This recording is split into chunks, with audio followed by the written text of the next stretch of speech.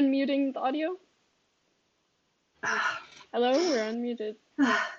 All right. The Bob for today. Oh, there's something wrong with us. Hello, everyone, and welcome to our very first stream for our D&D group, Lucky Point. My name is Elk, also known as Nicole, and I'm the Dungeon Master for our debut campaign from Deep Within. FTW is a semi-modern day 5th edition zombie apocalypse campaign heavily inspired by media such as Resident Evil, Silent Hill, Bioshock, and Portal. The city of New York, where our players are currently residing in, whether that be because they have the misfortune of living here or are on the worst trip of their life, is currently the origin point for the virus. Now, the question is, can our players survive and find out more about how to put a stop to this apocalypse, or will they succumb to the virus and be a part of humanity's downfall? Now, before we officially begin, I would like to give a warning to everyone currently in stream that there will be a lot of heavy themes throughout the campaign that may or may not be suitable for all audiences. Trigger warnings will be provided in later streams in the Twitch chat and provided pinned for the ease of our viewers, but please note that not every trigger may be listed. Our stream is intended for mature audiences, and a fair warning, we do tend to make a lot of silly, inappropriate jokes. That being said, let's start off with some brief introductions. Cole, if you would like to start us off and introduce yourself with who you're playing and a brief fun fact. Hi, I play Hound, and I'm a big fan of Dragon Age, and I'm 2 inches tall. Really?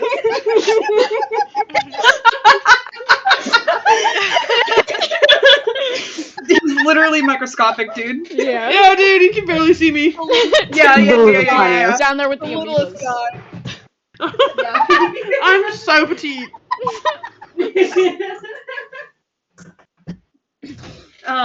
Me and my amoebas. Me and my amoebas. Me, my amoebas. Me and my amoebas.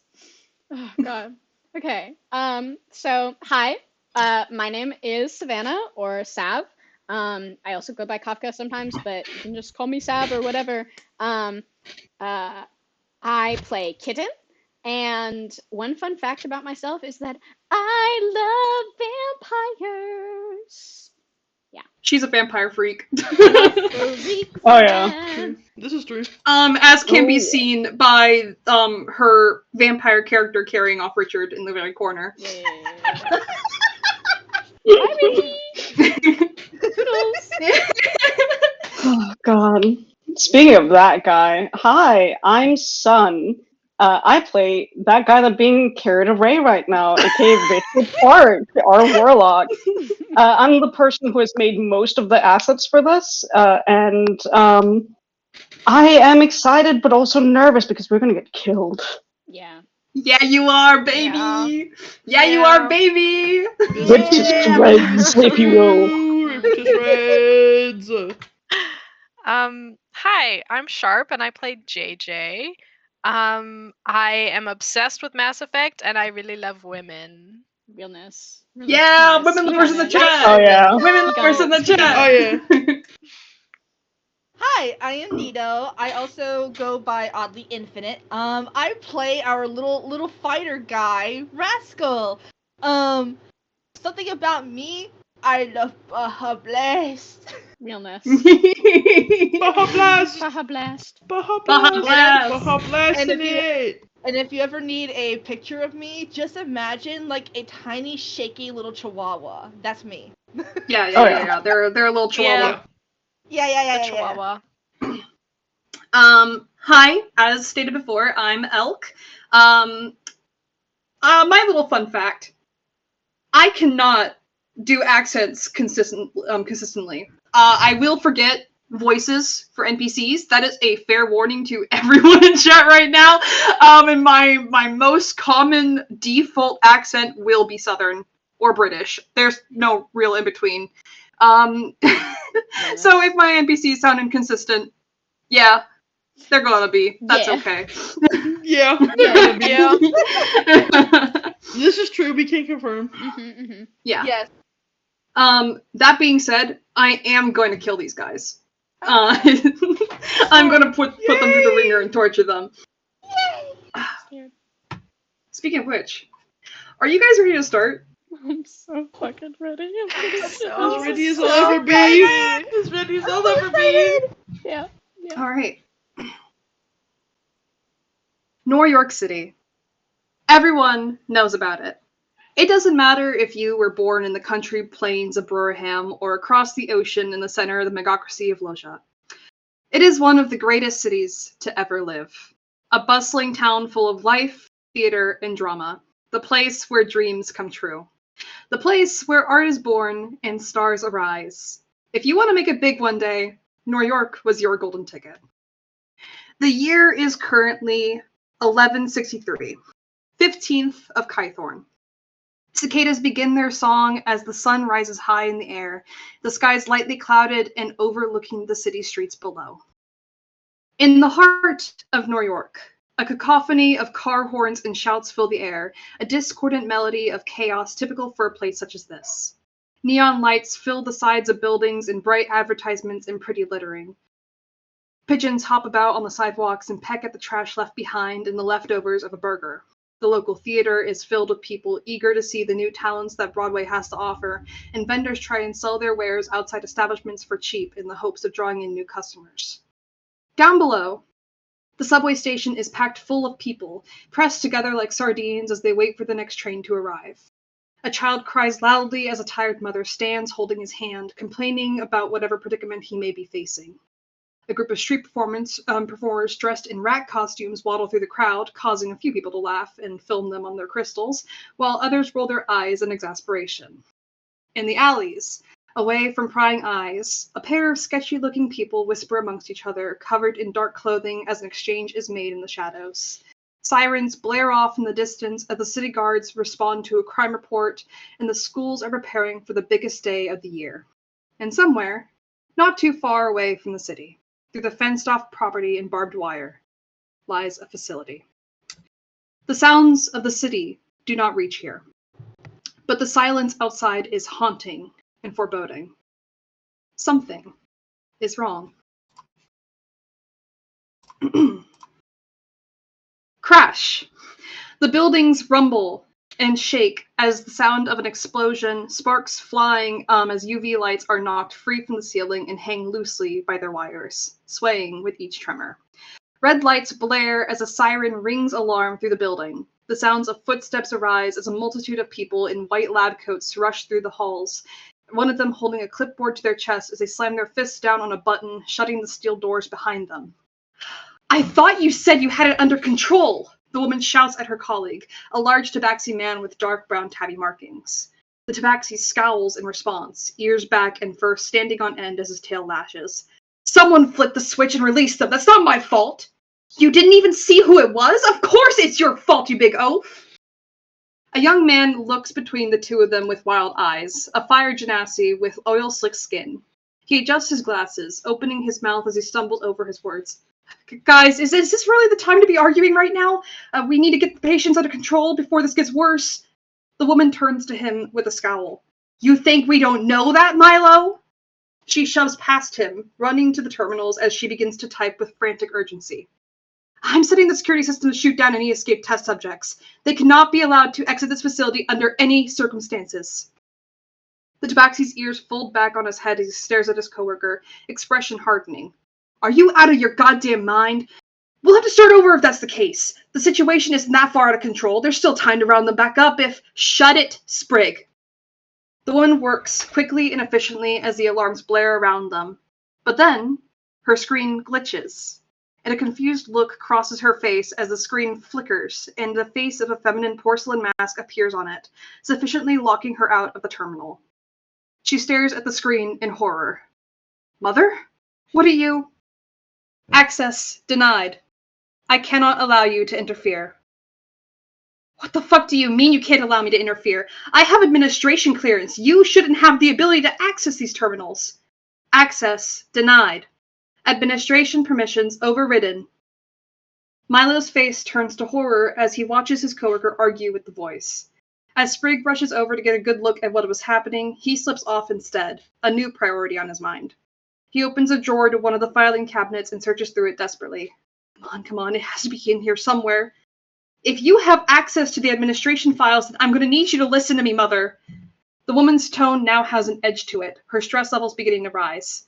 I need you to put this facility on lockdown, activate the aid system, and target the escaped test subjects now. Request denied. Monitoring in progress. I cannot allow you to interfere. Rest assured, this is all a part of the test. Test? He found it. Milo grabs a folder from the filing cabinet and opens it up for a brief moment, before closing it again and tucking it on the inside of his jacket. He looks back over his coworkers again, opening his mouth to say something, but it never comes, because instead, his eyes are trained on the walls. Something is beginning to grow from the other side of the doors, from the room they had just escaped from. Long red tendrils, almost akin to veins, beginning to spread like a fungus from in between the crevices and along the walls in a spiderweb pattern, pulsating and evolving right in front of him. Guys? Who gave you access to the terminal? Authority over this at all? If those subjects get out of this place, we're all fucked. Nobody granted me access. Not any more than I originally had. I have always been capable of controlling this facility. I just had to learn. I learned. I have all of you to thank for that.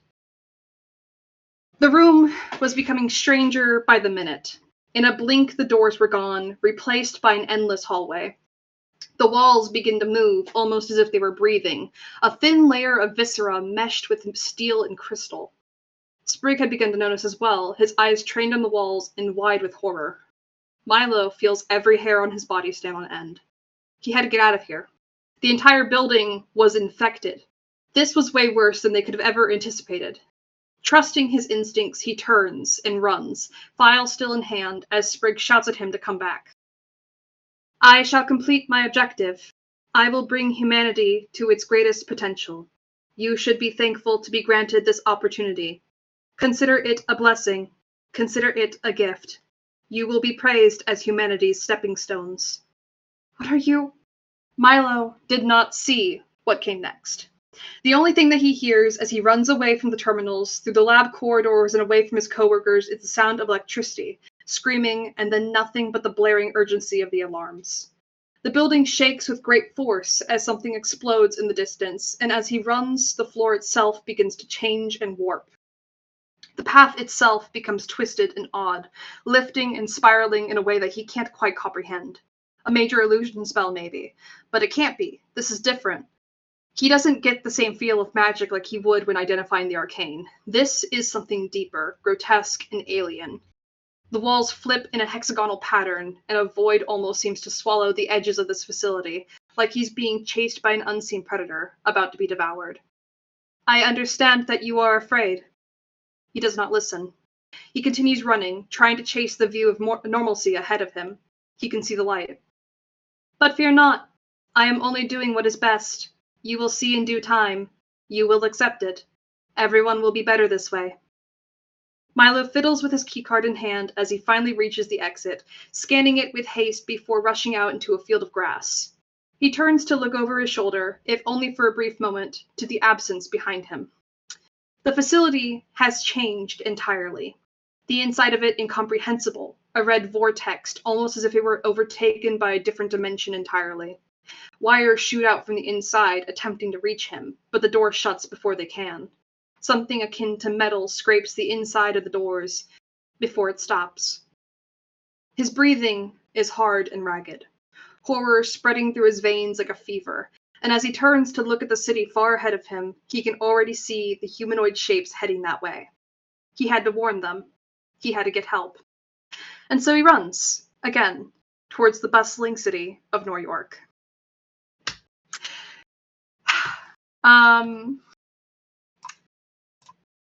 It's a nice morning today.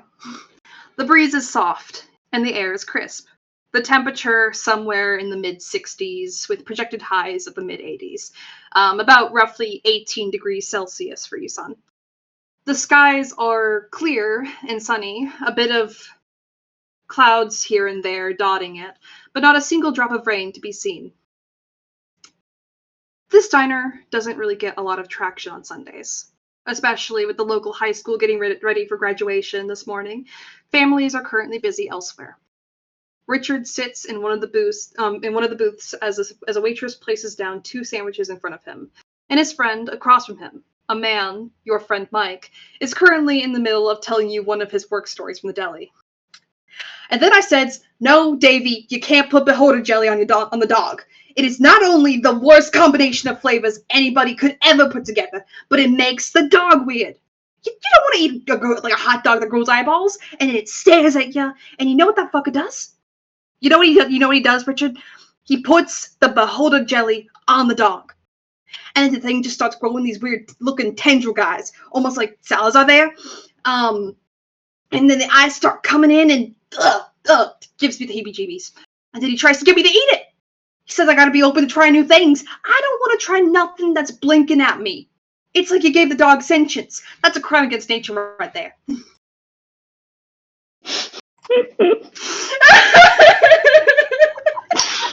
Oh, I mean, personally, I'd eat it. Can you say that one more time? Personally, I'd eat it. Free food. You'd eat it. Mm-hmm. You would eat it? Mm-hmm. The thing's got eyeballs. You know. Don't taters also got eyeballs? Well, are they blinking at you? If you imagine enough. He just shakes his head. He puts his head in his hands. And like from your side, Salazar's just like, "I'd eat it. You'd eat Just a anything. hot dog." Yeah, and Yeah, you know.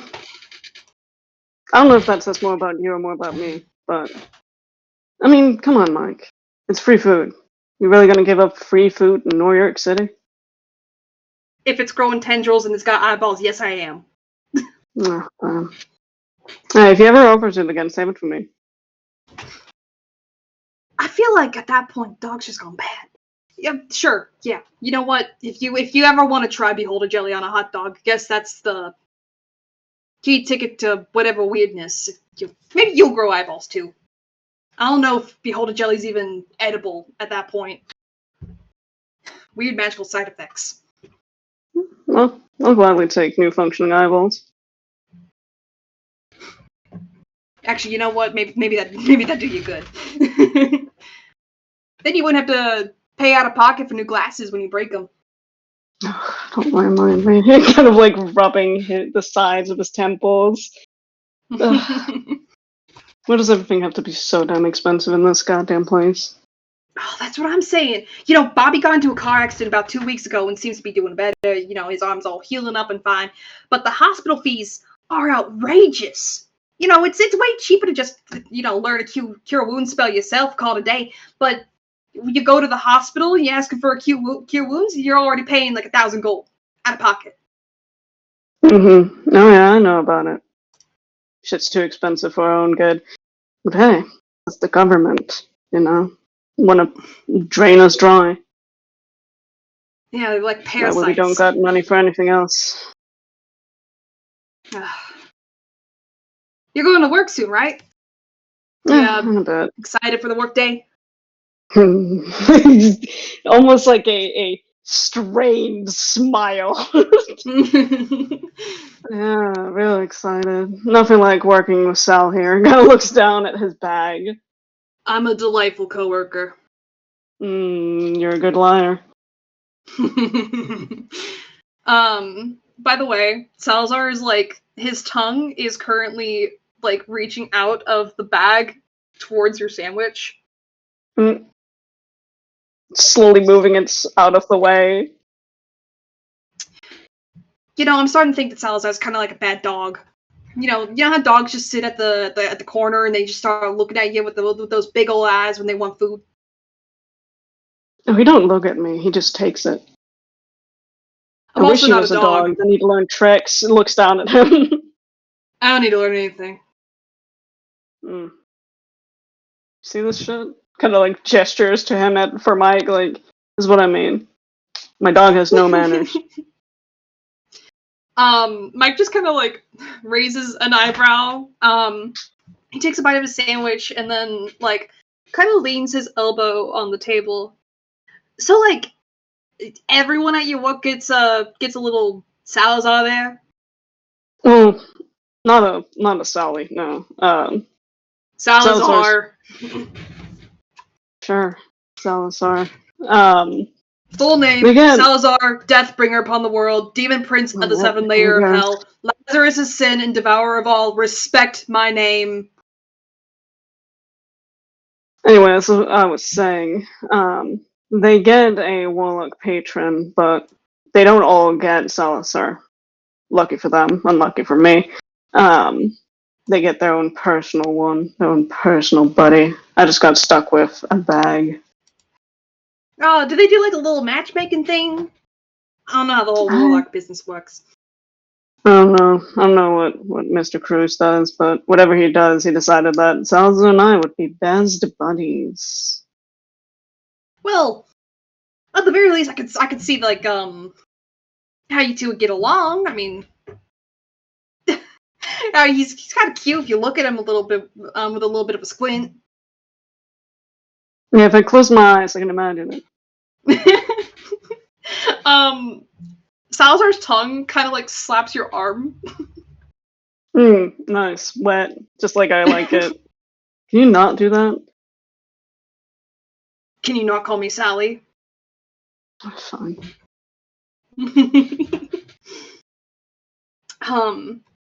And Mike just kind of like smiles and tilts his head at you.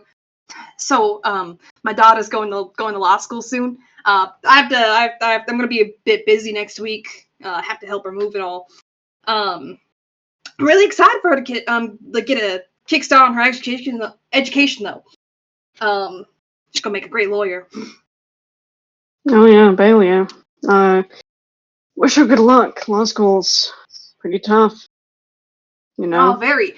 She's been trying for 3 years at this point. To get into that law school. Yeah. Kind of looks down a little bit.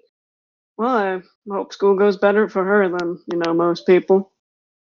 Yeah. Hoping the fees ain't gonna be too bad. Uh-huh. Yeah, hopefully Gotta it start should be selling. a bit better.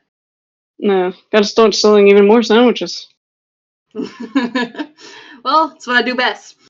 Okay. Kind of wiggles his sandwich a little bit, takes another bite. Well, maybe you'll get some business considering the whole, they're graduating today, the high schoolers. Oh yeah, the high schoolers. They're I think they're having graduation in the football field. I think Haley's daughter's getting graduating today too. Well, maybe some of them will swing by and be like, hey, we gotta get sandwiches for like 80 people. You can do that? Oh, you're so right. Their business is gonna be bustling once the graduates are all out. Yeah, just have a little like graduation, what are they called? Graduation Sale. discount. Oh yeah, you got it. 50% off all sandwiches. Oh yeah, I'll get them. But buy 2 get 1 free on deli meat. Oh yeah, maybe I should graduate. Just a fun thought. No particular reason, of course. He kind of squints at you. He's already stuffing half of his sandwich into his mouth. As you're currently eating your sandwich, Salazar kind of like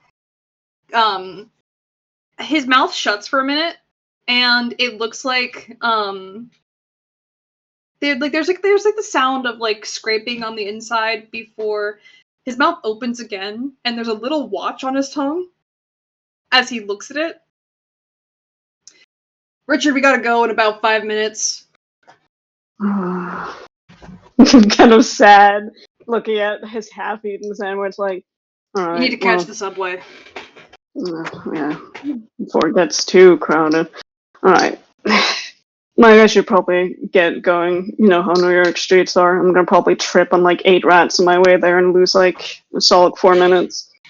Just try not to get bit by any of the rats, because I heard they're carrying the new disease, like rat bite fever, something like that. Yeah.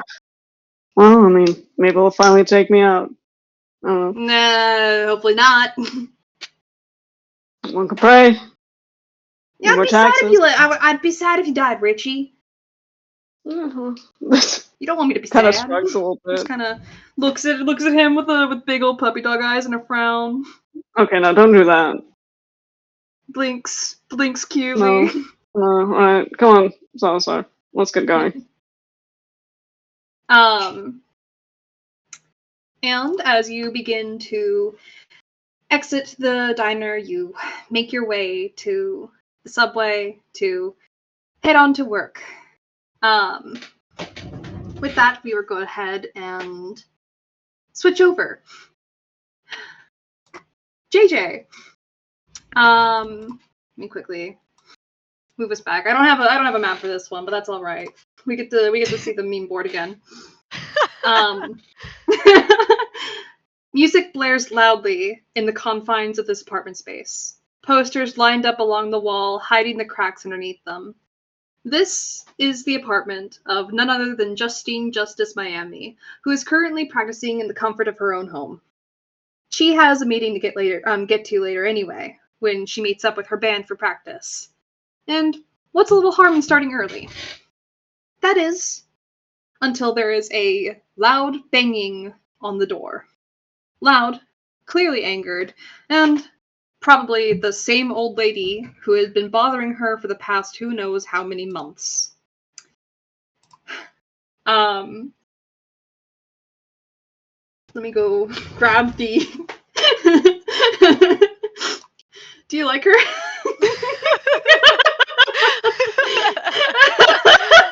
It's a little hard to see against Rascal, but that's okay.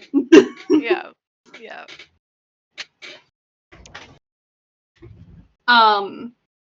But yeah, there's a incessant knocking at your door right now. Oh, shit. JJ gets up, sets her guitar down, and walks and stands behind the door. What do you want this time? You're being too loud! Again! I'm not being too loud. You're just stuck up. What do you mean you're not being too loud? I can hear you through the walls.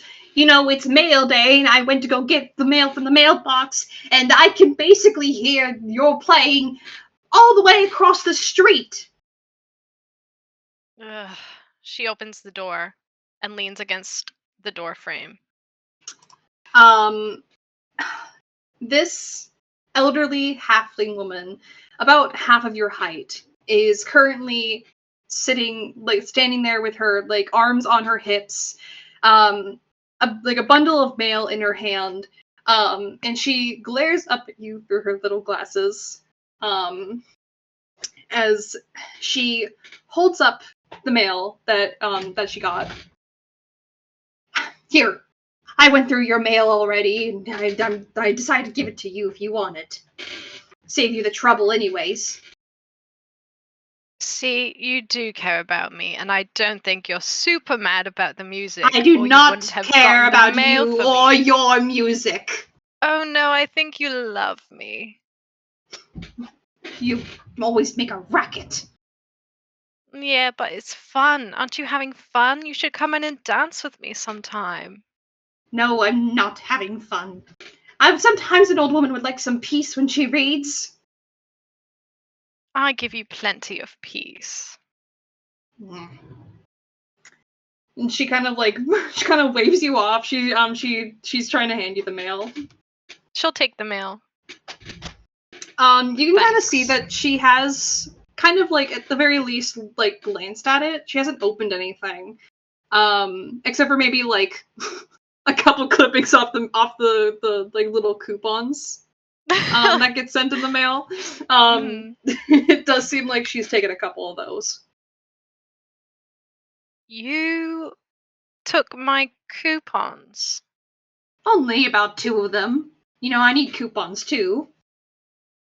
You got your own coupons in the mail. I can see them right there. Yes, but I don't have coupons to Walgreens. Just take the lot of them. Hands her over all of her coupons. All of them? Yes, and don't say I never give you anything. She kind of squints at you. She hands you some coupons to Taco Bell. Fair trade. I don't really eat a lot of fast food anyways. It doesn't do me any good to keep them.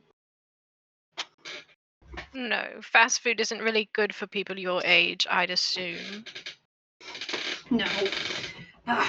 Give me a heart attack, send me to a quicker grave. Right. Well, make sure you keep it down.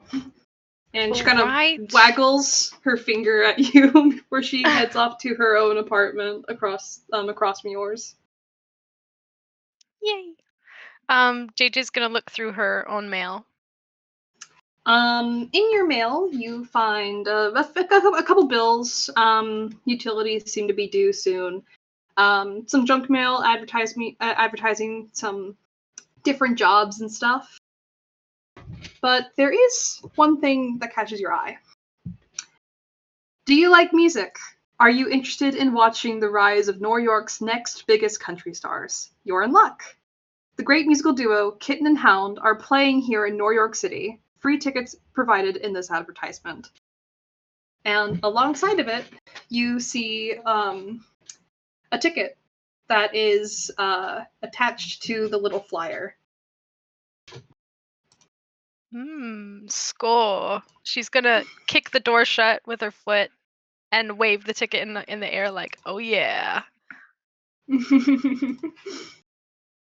All right. With that, we'll go ahead and move on to Hound and Kitten. I'll go ahead and move you guys to the street. It's a little bit rainy, but that's okay. It's clear skies. It's not actually rainy. The tour bus rides through the city, past the pretty lights and advertisements, billboards advertising famous accident attorney Beckett Abernathy, the various different sights to see, Hell's Kitchen, the Empire State Building, the Brooklyn Bridge. Everything here was magical. As the tour bus rides along the street, a woman with blonde hair tied up in a bun, your personal attendant Jean, walks over to you two with a grin, placing down a couple boxes of food. Today's the big day! She gives you both jazz hands in excitement. Aren't you just both so excited?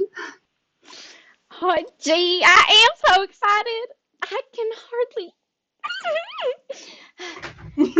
I'm also a little nervous, I'll be honest, but I'm real excited, Jean. I've been waiting for this my whole life.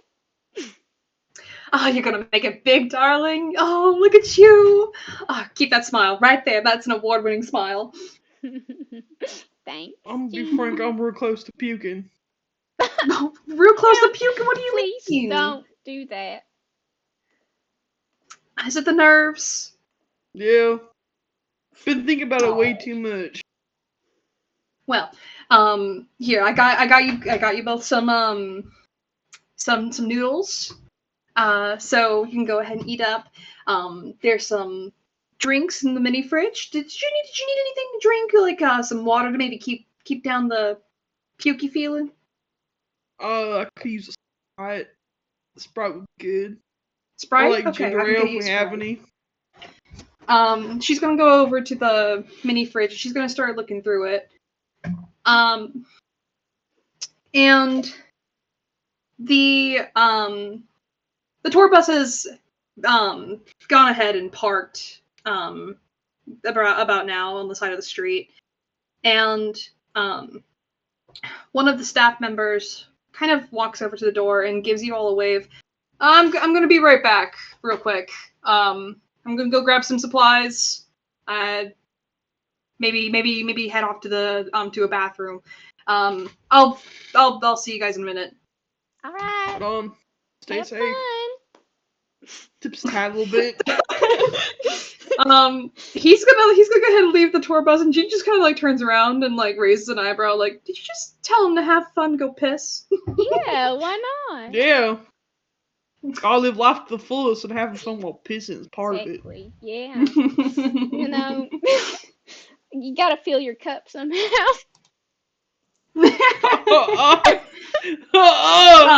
You know what? I take that back. I kind of. I don't think that one was good. I didn't like that one very much. That was an awful one.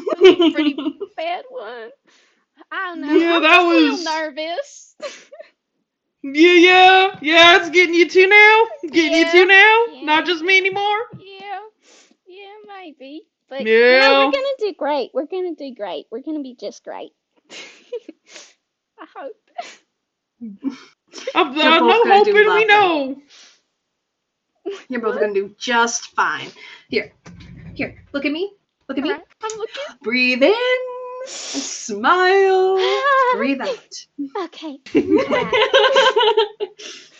She's just idly eating noodles while she's doing the little breath exercises. Hands you the Sprite. Puts down the noodles and takes a really big swig of Sprite. Oh, you know what? Maybe when you're both done with your concert, we can go to Hell's Kitchen. Hell's Kitchen. Hell's Kitchen. Yeah, I'm so excited. I've seen that man yell at people on TV. Do you think he's gonna be there? Like, Kitten, do you believe that he's actually gonna be there? Yeah, why not? No, most of the time celebrities aren't actually at their restaurants. What? Why? I don't know. I mean, recently he's been doing his TV show, so I don't think he's spending much time in New York. And if you think about it, he'd probably be off in like London or something. Well, maybe I don't know where he's actually from. Maybe he's like coming for a special visit. Maybe he's here to see us. Think about it that way. You know, I think I'd be astonished if he actually wanted to come to see us. Maybe he's our #1 fan or something like that. You know, you never know. Yeah, no, we never know. Exactly. So maybe he'll come and yell at us. It'd be fun, won't it? I don't think I want to get yelled at, actually. If he likes us, why is he yelling at us? It's like a tough love thing. You know? I love these people so much. I'm gonna start yelling curse words at them for no reason. Yeah, exactly. I mean, that might be what it is. They say, what is it? They say, fucking, like, go for it. Right? Is that what you would say? Do you think? Okay. Yeah, good.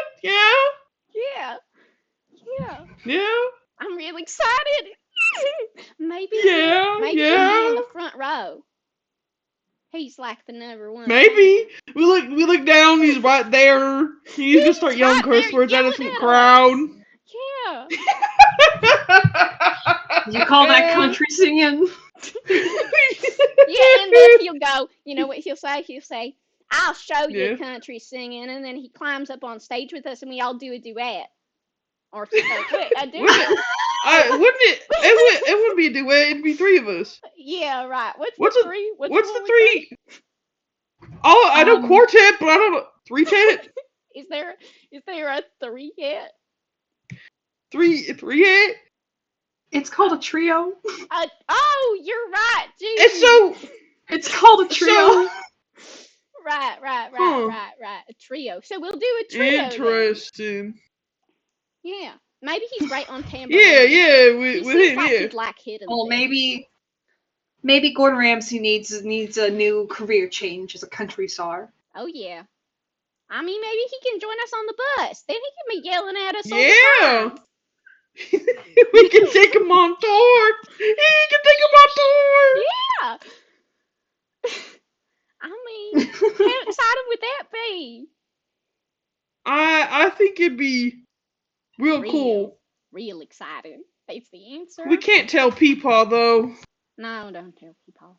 He hates him real bad. Yeah, he does. He's not a big fan of Mr. Ramsey. Your Peepaw hates Gordon Ramsay? Our people hate Yeah, everything, Gene. Yeah.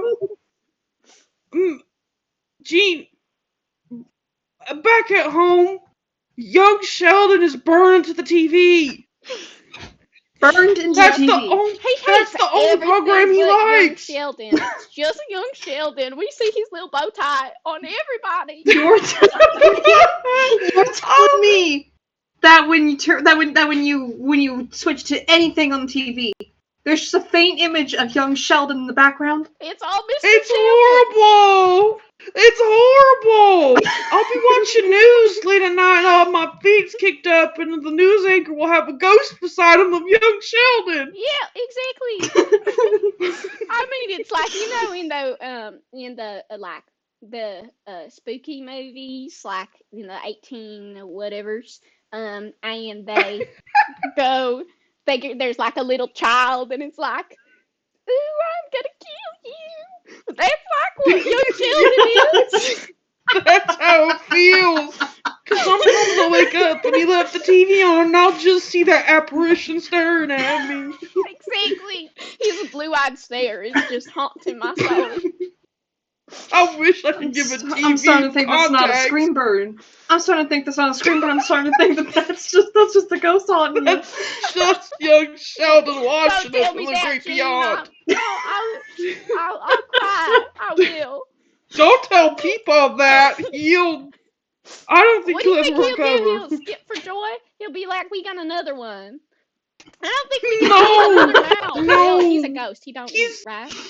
He's gonna hate young Sheldon now, and he's not gonna have a TV program to watch. Now he's gonna start yelling at us, not in the Gordon Ramsay way. Right. Fuck. Damn, Gene. So we have to make sure he doesn't learn that it's a ghost to young Sheldon and not just, Right. Maybe we should. I don't think he sees him.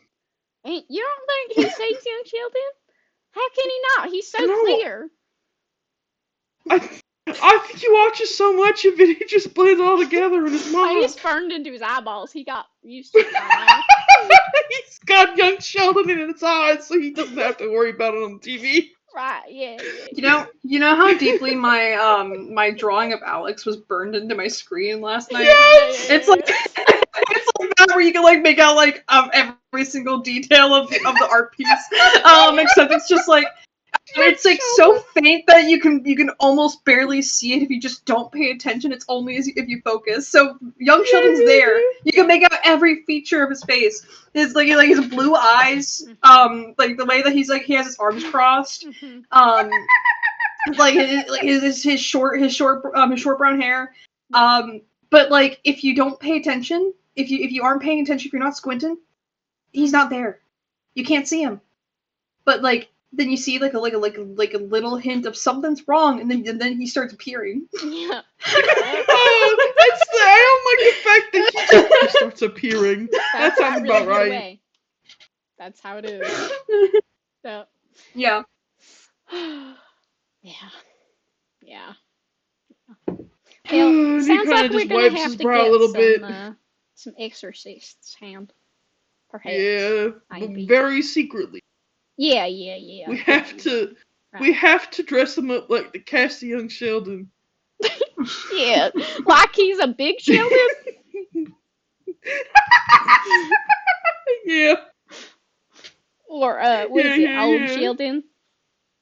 Old Sheldon, yeah. Right.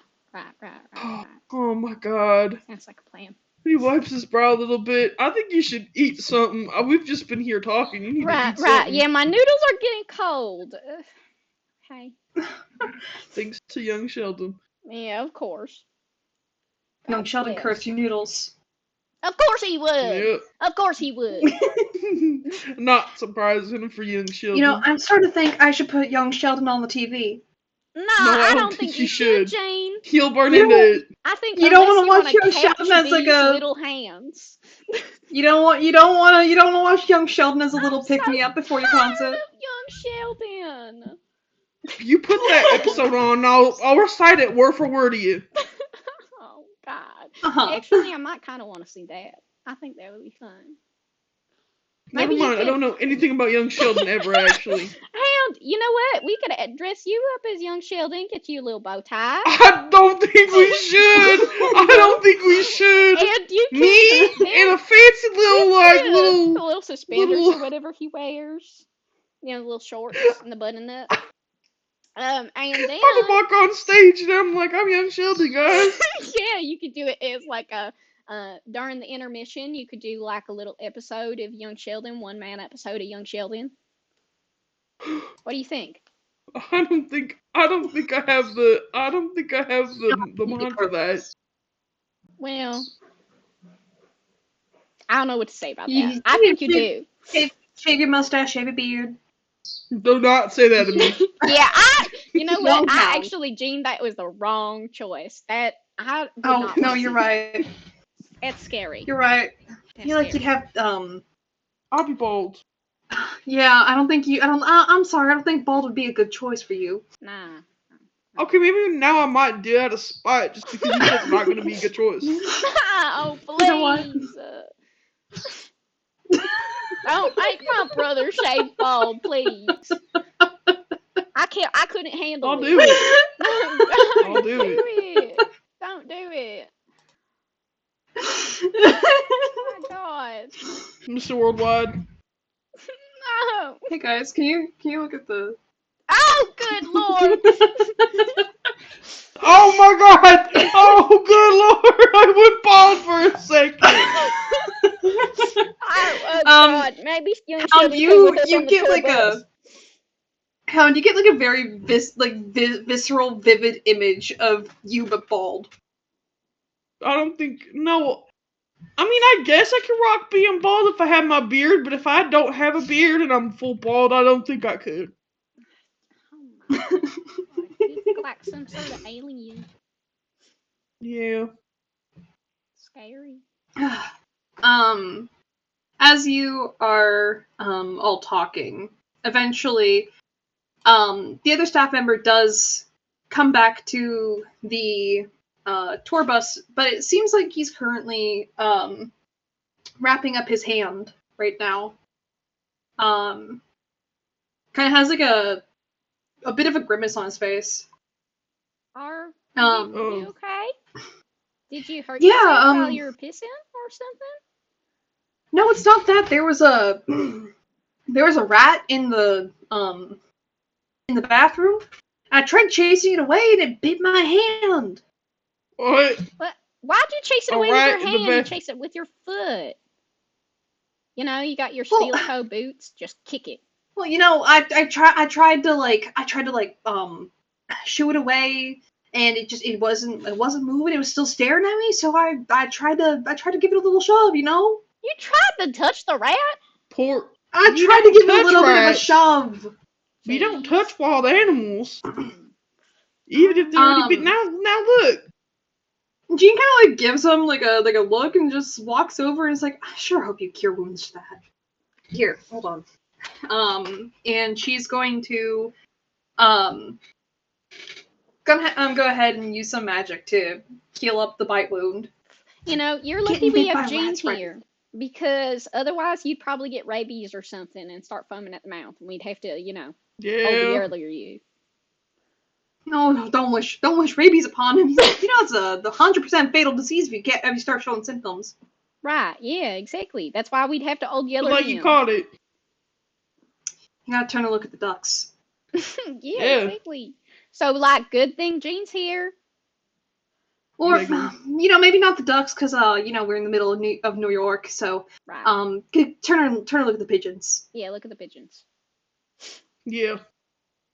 One of the pigeons outside just kind of like blinks asymmetrically. Oh, I like that thing. Looks outside, looks at the pigeon. Look at him. The pigeon? It looks a little ugly. You know, he's a little ratty, It but looks he's like got a- charm. It looks like a young pigeon. You know how like young birds have Oh, like it's a missing little feathers on their bald. neck? He's Yeah, just it's a got a bald little. spot. It's growing in its hair. You know, don't judge. It's growing in its Hair? little hair. Hair? Little bird hair. Yeah, Yeah. it's bird hair. Yeah.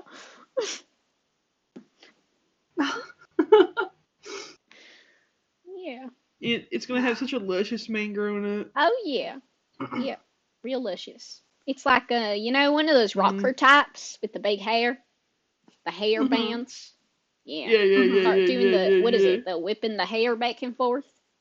Yeah. Yeah. It's gonna be beautiful. Yeah.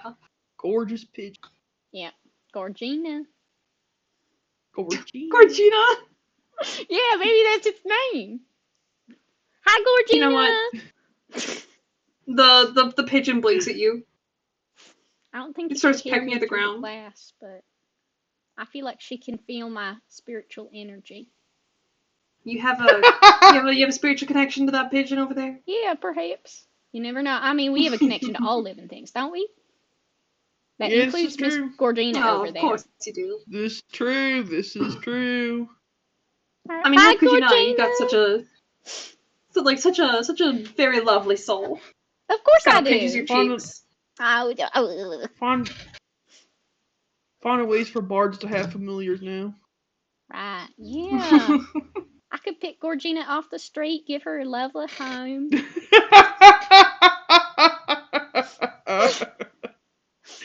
I don't think we'd be think the I best don't of think she'll friends. like Tor very much. You don't think so? You don't think she No. want to be our like bird that flies around while we you know, strum and perform? You know, it could be like an extra, She- like, you know, continue looking at us for all those what is it, those little tablet kids. Yeah, that's true. Where it gets the attention. Yeah, that's Right, yeah, true. All right. Let me go ahead and move over to Rascal then. Hi. Hi. Somewhere in a rundown apartment, a yellow tiefling lays on the couch. His arm drapes lazily off the side of it, black hair a mess and tangled in all the worst spots. On the ground beneath his hand lays an empty bottle, and on the table sits a bunch of messy paperwork, some stray mechanical parts, and there are dirty dishes piling up in the sink. Today is graduation day.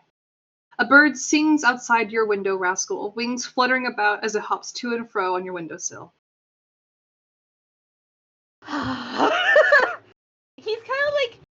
He's just kind of laying there, kind of like embracing this moment of calm where it's like, oh, today's the day and I'm fucking nervous. But he kind of like watches the little birdie outside and just kind of like watches it go back and forth, and it's just like, that little guy gets it. Hold on a minute. The tiles are not lining up like they should be. Hold on. Why is Rascal significantly smaller? Why is Rascal significantly smaller? Hold on. Big papa. He's just so little. He's just so dainty and so small. It's just Big the papa. it's just big, apparently. Hold on. Our little Sheldon. Our little Sheldon! There's another name to tack onto the list. Oh, I know why. I know why. Put him back on the board. Okay. I fixed There it. we go. Okay. You can continue now. But yeah, he kind of like watches the bird and is just like trying to get the gall to get up because he knows today is the day, and he's just like he doesn't want to like show it to anyone, but he's just so anxious. Kind of like grabs the pillow out from underneath his head and kind of like puts over his face and just goes, I don't wanna. Okay. Fine, I'll get up. And he'll start getting his stuff together, kind of like goes over to his dresser and like puts on like he doesn't put on his usual like tank top or like some punk top with shorts. He's actually dressing up a bit nicer since, you know, he's gonna be graduating today. And kind of like as he kind of like takes one last glance over his room, taking a deep breath before heading out into the dining area and just visibly just like gets more agitated as he like crosses his arms like, are you seriously wasted again? No, I drank last night. I had a hard day at work.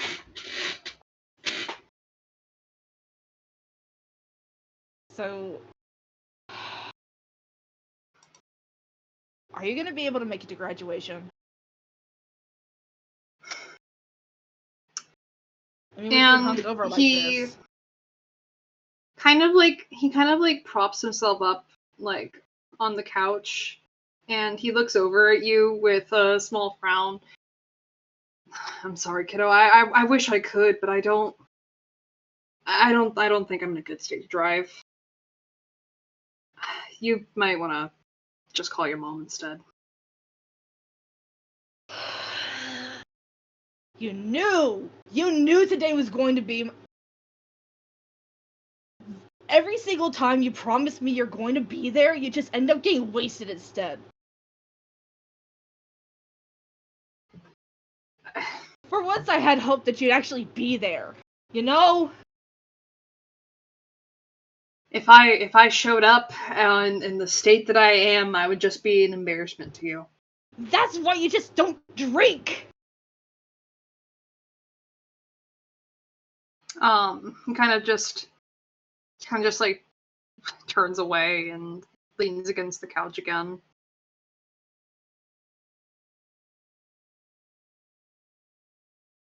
Fucking shit, man. He kind of like grabs his bag that's like close to that's like on the dining table. It's like, sure, I'll call mom and I'll make sure not to get my hopes up again for you. Because each time I do, you just knock it down every time. I keep making promises with you that you just won't keep. I actually wanted you to be there.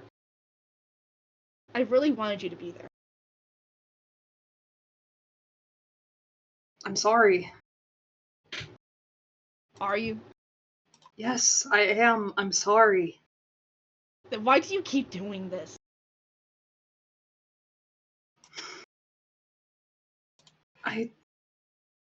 You know how much it hurts me. Yet you keep doing this.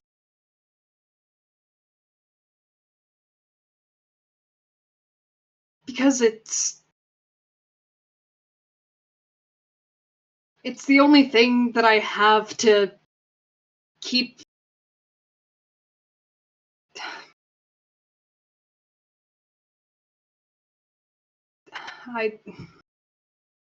Tail thrashing. You wouldn't get it. No, I don't. I don't get it. Because you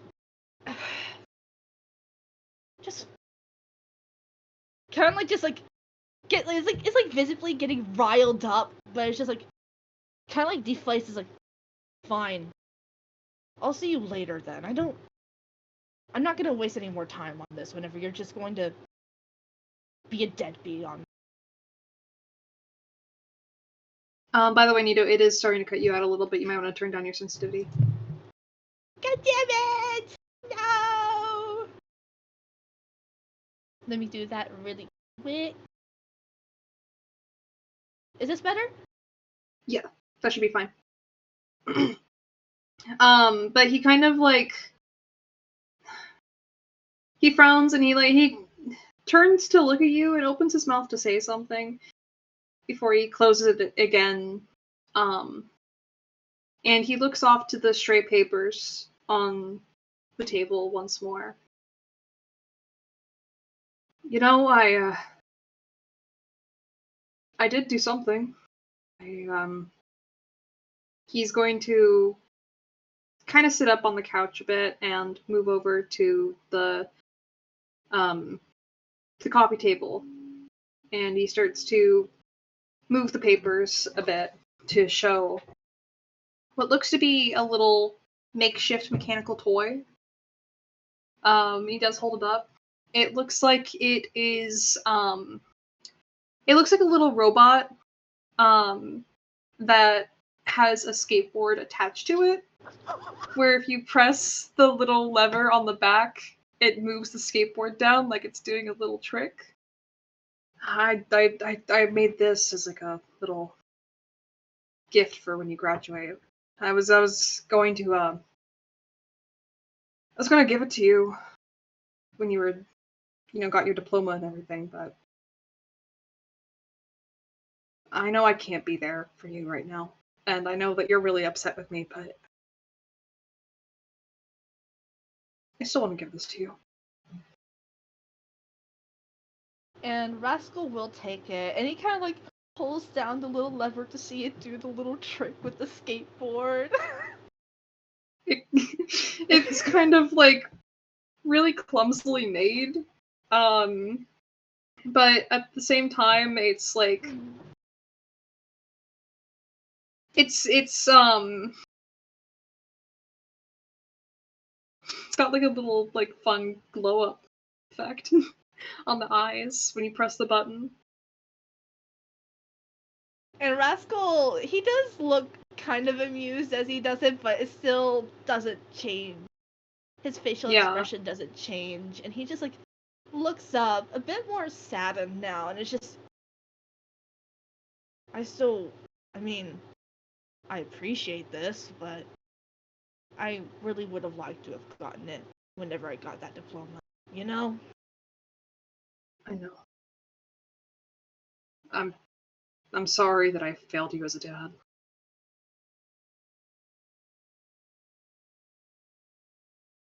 You could have just... And he kind of like wants to say something, but kind of shuts himself down. It's just like, I love you, but it just hurts whenever you do this. It hurts. I'm gonna go call Mom. And he's gonna kind of like dismissively brush past his dad and will head onto the hallway and start calling up his mom. You head out to the hallway and you call your mother, and it's not very long before eventually she does drive up to your dad's apartment and picks you up. And as you get into the car, she kind of like glances in the back mirror. Your brother, currently seated in the back seat, very, very giddily and bouncing up and down. He's just like, "Yay, Rascal's coming over! Yay!" His like it's like quite obvious that he's still a bit downcast, but seeing that little guy just always brightens his mood. Like, "Oh yeah, I'm coming over. How you doing?" Kind of like reaches over and gives him a little noogie. How you doing, Locale? He grins up at you very wide, and he's just like, "I'm doing good. I'm practicing with my math homework right now. Mom says I'm really, really smart. Oh, sick. I got a 4 for my grade. That's like the highest you can be." Holy, oh my god, sick! Congrats, dude! And kind of like has to hold himself back from cursing in front of his little brother. We'll give him like a huge high five. Is he sitting in the back with Locale, or is he like getting ready to be in the passenger seat? Yeah, he's in the back. Your stepfather is in the passenger seat. And he will just like kind of like give a nod to his stepdad before just turning his attention fully back to Locale. Sorry for the change in tone with the background here. It's so good to me. It's so funny. I didn't have a good background for graduation, so I was like, you know what? We're going with this. We're going with this. Flashback. But Locale is very giddy. Why did my graduation? And he seems pretty interested in the toy that's in your hand. What's that? What's that? What you got? Oh, and he'll kind of grins a bit and pulls down the little lever to let it do its trick again. It's something. Oh my god! And for a moment, he kind of thinks to himself. He's like, you know what? Here. And he'll kind of put it in Locale's hands. You can have it. Really? For me? Yeah. And he starts pulling the little lever up and down to kind of make it hop on the skateboard. And he grins and he holds it up. He's like, it's kind of like you. Yeah, so I have, yeah. And so that way when you go to talk to your dad and you're away for a long time, I can use this if I want to if I miss you or anything. Yeah, exactly. Oh, you miss me? Kind of of course I miss you. Playfully punches his arm a little bit, so very gentle about it, aw. Because you're my favorite brother. Oh, that means a lot to me, actually. You're my favorite little brother. I am. Yeah. As if he's not your only little brother.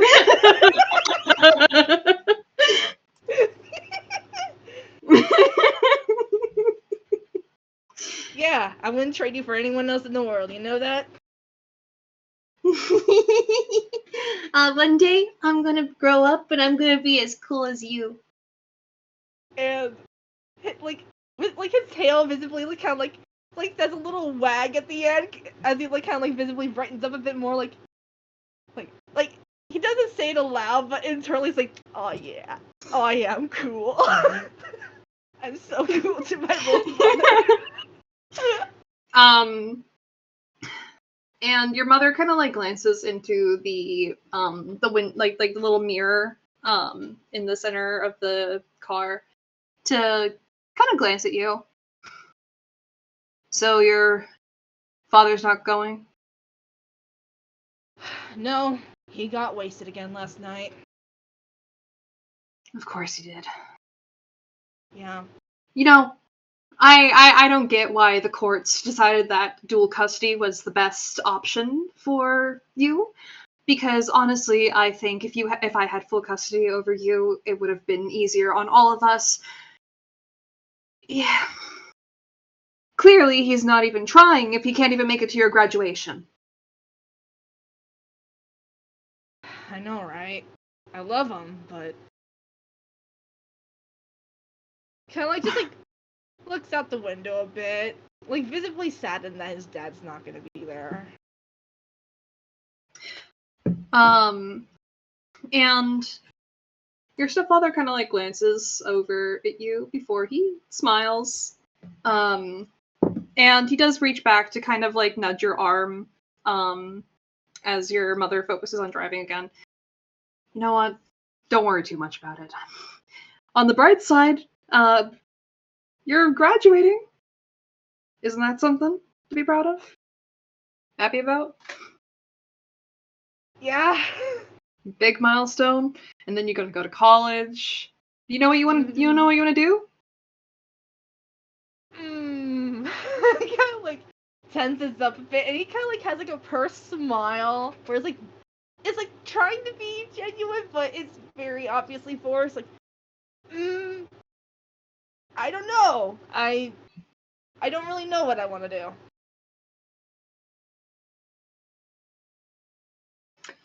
But I guess And we'll figure it out. he kind of thinks for a minute before he snaps his fingers. You know what? You could try maybe working on cars, auto shops. I'm sure that they have a lot of openings for mechanics. Or you're a smart kid. Try some science, biology. Maybe. I don't know. They just don't feel right. Or maybe you're a bit more artsy. You could try and study art. Kind of like straightens up a bit as he like tries to actually think about what he wants. Just like I mean, I guess I could. I don't know. Well, on the bright side, you have some time to think about it. You could do general education while you wait. And your mother and I were looking at colleges that you could start applying to. If you're interested in magic, there's a good wizarding school. Might be a little bit more difficult though with yeah, I don't I feel like magic's one of those things where learning you should magic that's not really my not really your thing. No. Too complicated. I like whoever like kind of like struggles with his words a bit, just like people who do go into wizarding school, power to them. I can't do that. He kind of smiles at that. Well, when you come back over to the house, your mother wants to show you some schools that she's been looking at for you. And she kind of like looks up and she's like, I was thinking about letting you apply to one of the top universities here in New York, actually. That way you're not too far from home. I can check up on you if as needed. You'll get to have your own a dorm if you need your own space away. And then you wouldn't have to worry about kind of like makes a vague gesture with her hand. Staying over at your dad's every other weekend. Yeah. Maybe. I mean, first we gotta focus on graduating first before anything else. It's never too early to start planning your future.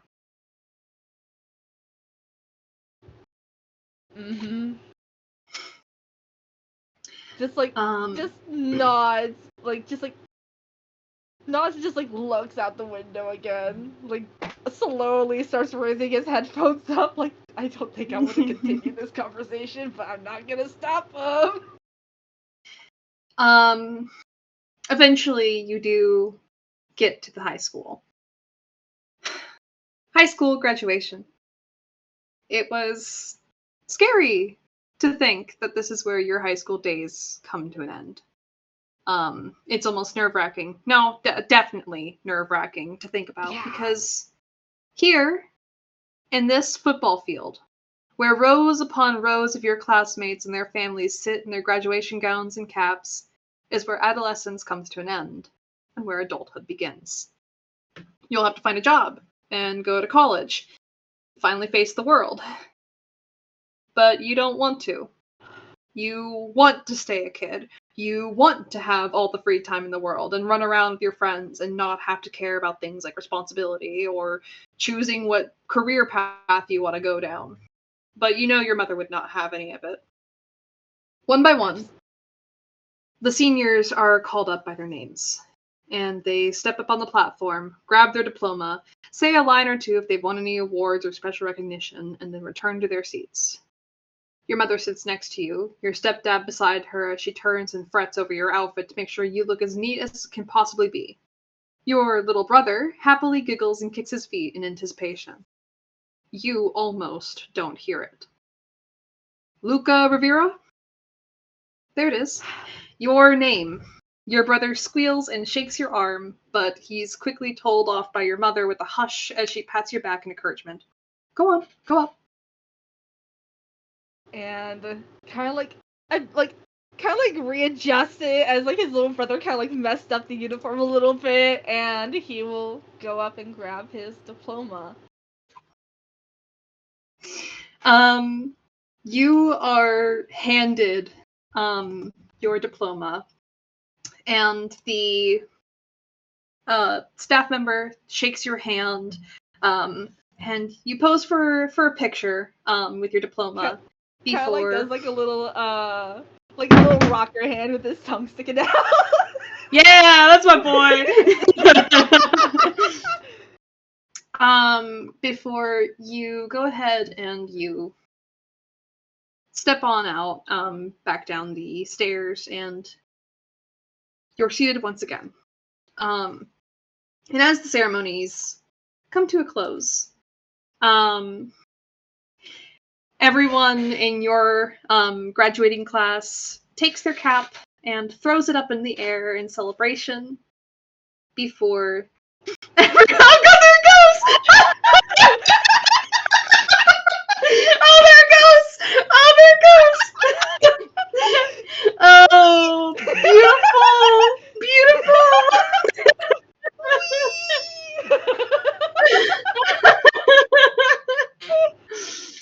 Oh. Wait, this drink has to be on the other side now.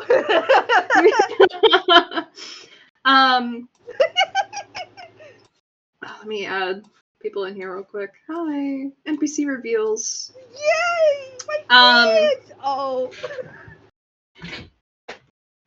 As people begin to kind of leave and mingle amongst each other, you're currently hovering near your family, your mother wanting a picture of the family with your graduation.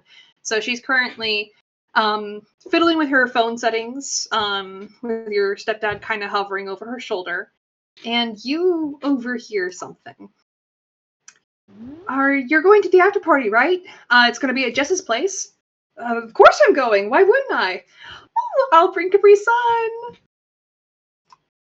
And Rascal will kind of looks to his parents for a moment, kind of like be like, "I'm gonna be right back," and he will scuttle over to his group of friends, just like, "Hey!" And one of your friends turns over and she smiles. And hold on one second. Let me. Jess kind of like turns around and looks at you. Before kind of putting her hands on her hips. Oh, hey! I thought you wouldn't graduate. What's up? Kind of like punches your arm playfully. Hey.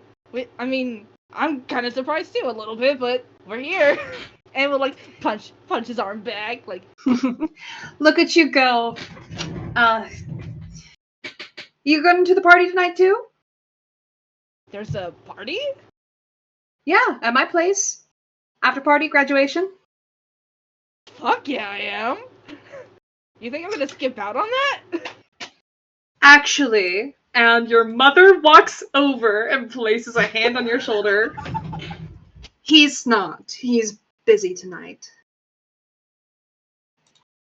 Mom, like, can't I just it's graduation, come on. And you have a lot to do. Because I'm just letting you know right now, you're not going. And she smiles at your friends very politely. I really am sorry, but maybe maybe Rascal can catch up next time. Isn't that right, Luca? And he will kind of give them all a look. Kind of lingers on this one a little bit longer, the one with the blue background, before kind of looking back to his mom, like, sure. They kind of like make eye contact with you as you do, like, linger your gaze on them, and they kind of avoid your gaze. But your mother kind of like squeezes your shoulder a little bit before, come on, you gonna take a picture with me? Yeah. And he Gotta will. solidify the memory. Gives a very cheeky smile. Yeah. And he will send one final look over to the entire group before leaving with his mom, kind of like giving them the look of like kind of like slightly shaking his head as like they turn to go away, like, I'm not listening to her, I'm coming. Jess gives you a smile. Yeah, and he'll like smile back and down like, yeah. Yeah, she also nods, she gives you a wink. And he will wave and leave with his mom. Yeah. Alright. With that, let me change us back to our general screen. Richard. The workday is as boring as every monotonous, droning old day. It's almost soul-sucking as you sit in your cubicle typing away on the company computer as Salazar occasionally places more papers on your desk, deposits a water every now and then, or on the occasion falls silent and sits like he was nothing more than just a normal bag. This, of course, is normal for him. You assume that he can, in the confines of this building, he can very easily jump from space to space. Kind of like interdimensional pockets almost for him. And one of your coworkers kind of like walks over and places a wrapped sandwich on the table for you. Before kind of like leaning over and smiling, just like, "Hey, how's work going?" Like, same old, getting it done. And he sort of like looks up, like behind those eyes you can almost see the eye bags there. Like, you don't know how long it's been since he's blinked looking at the screen. But he just nods and just like, yep, fixing the sloth department sort of issues as always. They're always messing up over there. Lazy, a lot of them. Yeah, man. That is their sin. I just had to finish cleaning up the leftover mess that the Wrath department left behind. Oh, gee. Yeah, apparently well, one of their employees damaged a lot of company property when they tried to, leave. And so I have to handle the finances and cover the damages. It's a lot. Can I bet who it was? Yeah. Who? Was it Carl? Yes, it was Carl. Of course it was Carl. Of course it's Carl. It's always Carl. He kind of gestures a little Carl. bit. I don't know why they haven't fired him. I mean, kind of gestures a little bit. I'm not going to speak ill of Mr. Cruz, however. Not the greatest choice. All he does is kind of just wreck the apartment. I'm starting to think that he's going to end up killing someone at this point. I mean, you keep a guy that angry in the department, and not too long he's going to bring a shank to work. Yeah, you're right. You are dealing with his sort of situation. Are you fining him for this? Is it coming out of his paycheck? Yes. Yes, it is. Do you want me to deal with it? If you wouldn't mind. Sure, I mean, it's not like I don't got any more work. Kind of gestures, and there's like a large pile of paperwork. He got work. Oh, you're a doll. Thank you. No, it's my job. You know, maybe you'll get a promotion one of these days. You're always so hardworking. Yeah, yippee. Promotion. As if anyone in the grid department gets a promotion. It's always good to dream, no? I don't dream anymore. I mean, you could get a higher paycheck. Maybe you could ask him for a raise. Me, asking Mr. Cruz himself for a raise. Why not? You know what happened last time someone asked for a raise? Hmm. Do you? No. Their desk got moved over to the gluttony toilets. Right outside of it. Ooh, that's rough. Yeah. Well, maybe he'll have a change of heart soon.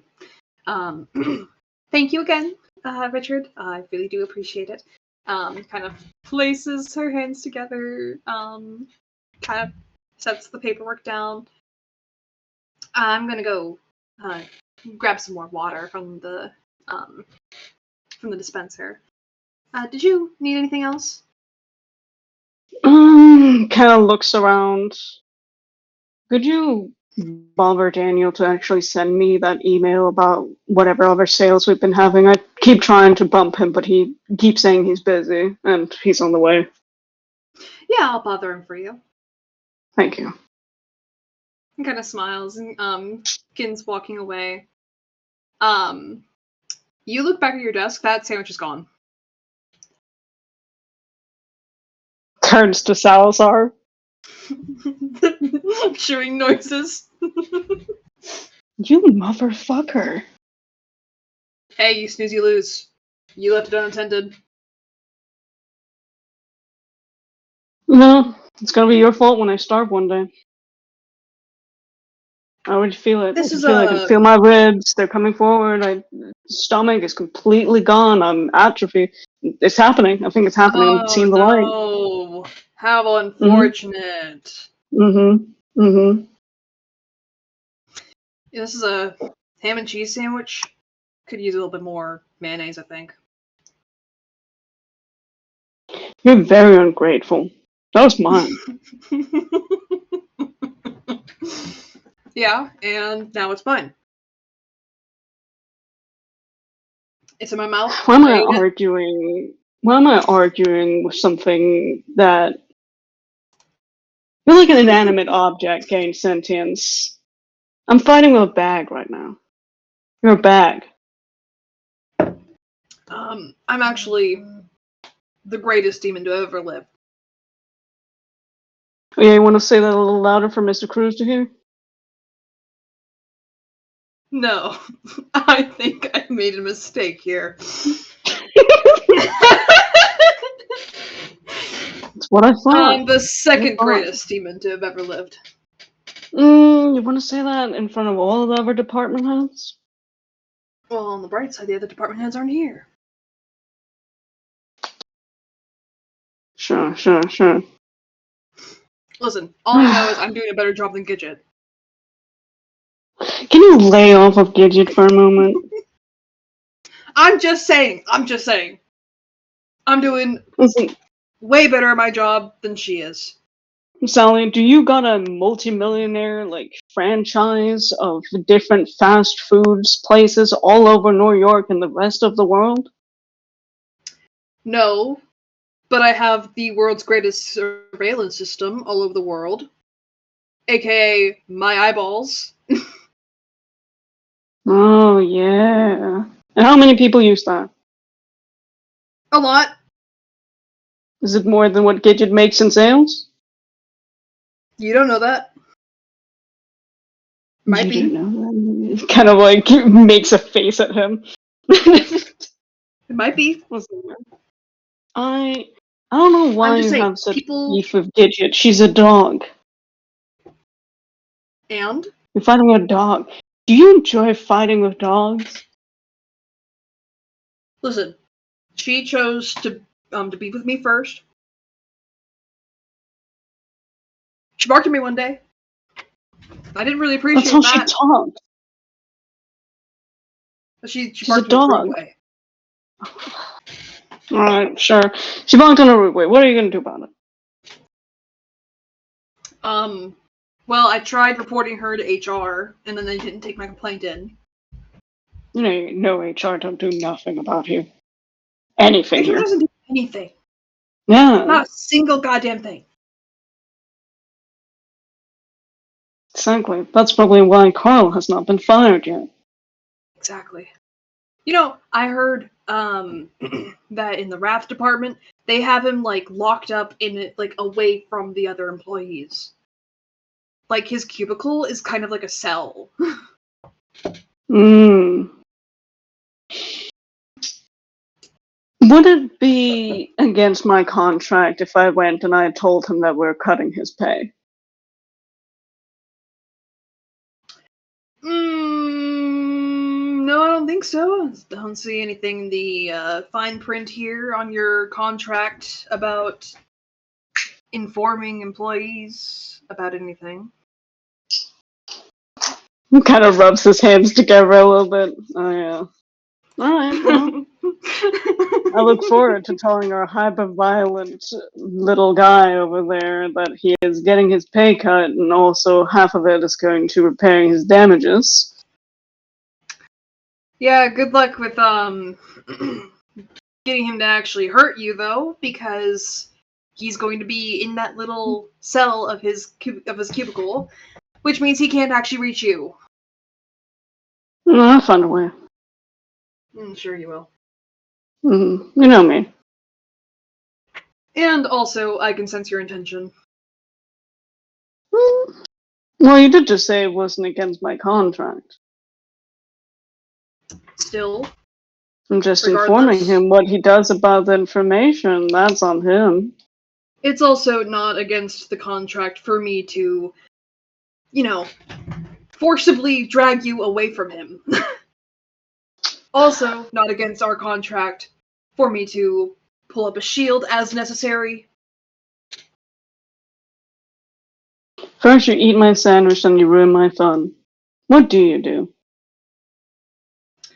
Like I said, I'm the world's greatest security system. You know, ring cameras? Oh, yeah. That shit's all me, baby. Don't call me that. Baby.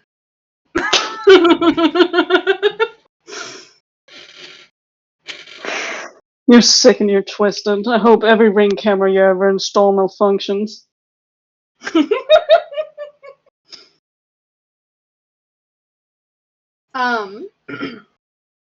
With that though, the workday eventually ends, and it's beginning to become evening.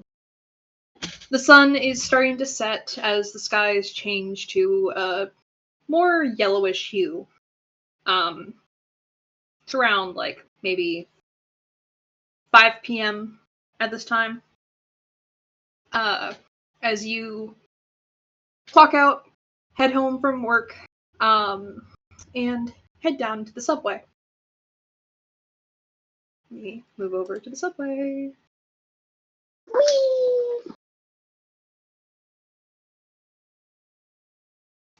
The subway is currently packed with people.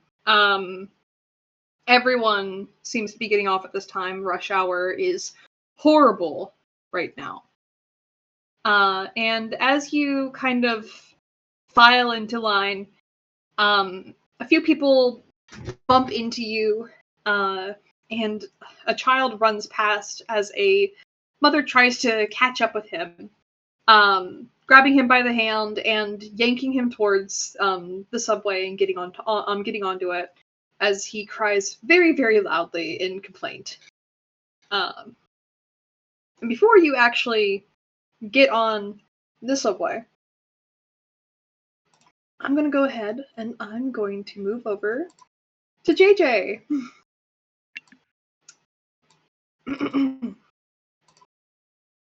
JJ, Yeah. You are currently practicing with your band, meeting up with your band to practice in this junkyard. You could already hear the sounds of music as it echoes in this rundown car lot. Eddie is currently standing on top of one of the abandoned cars, playing his guitar very loudly. And he just goes, "All right, one more time from the top. Come on." Oh, there she is. Kind of waves over to you. How you doing? Hi, babes. I'm doing great. Feeling all right? Yeah. How are you? I'm doing fantastic. We're just practicing for our next song. You know, we're thinking about maybe doing a bit of a gig sometime soon. Maybe a bit more. Maybe about in like 3 weeks. That's all right with you? Yeah, that works for me. And Arlotta kind of like looks up with a with like a little bit of a nod towards you, an acknowledgement.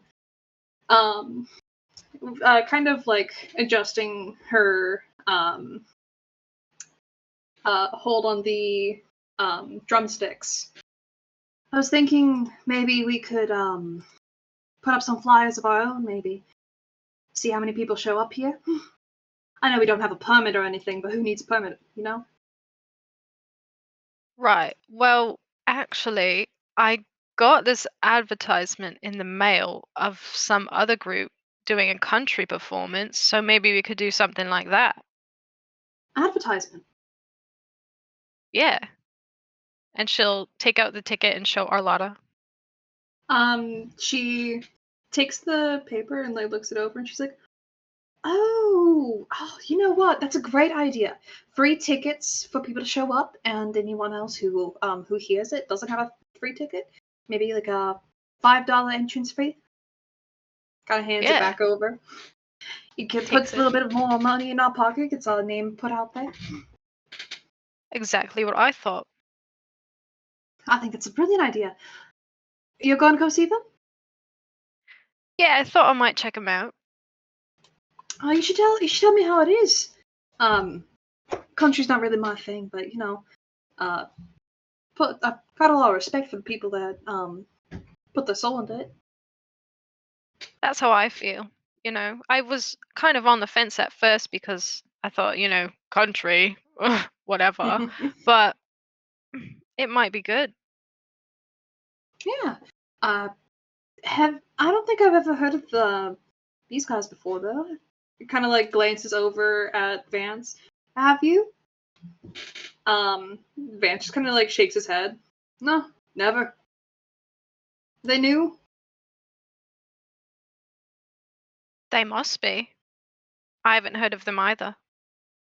Kitten and Hound's kind of a cool duo name. Right? That's what I thought. You know, maybe they got like a cool spin on country, like well, it doesn't really say on it, but I think that country would do a little bit more better if they had like a rock country variant that gets the big gigs. Yeah, that would be special. You know, maybe we could try like a country mix almost. No, and like Arlotica gives him a look. Yeah, I'm just saying, open new things. Keep on our normal style, just with a little bit of a country flair. Well, I'm not sure about that. But rock did come from blues, so you could pay homage Mhm. to that. That's true. It's a good point. Oh, you want to help me on this on the lyrics for this upcoming song, by the way? Yeah, absolutely. Um, kind of like pulls out the paper that has the lyrics to their new song. I was working with Eddie on it. I'm really stuck on the bridge here. You know, I got most of the lines down. It's just this one part. I don't know what to put here. All right. Thinking about something a bit more soulful, meaningful. What's a good beat?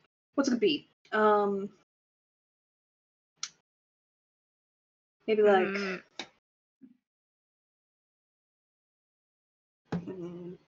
kind of just starts like tapping to try and find a good like a good melody for the bridge. Da da da da da da. No, no. Oh man, you're really just working with the first thing that came to your mind, huh? You know me, more go with the flow type guy. Yeah. Well, sometimes you do gotta work it out, like severely. Yeah. Well, on the bright side, with our with our idea for a gig, we're not gonna play this song. This is more of a Alright. future type thing. Just testing out things, right? Yeah.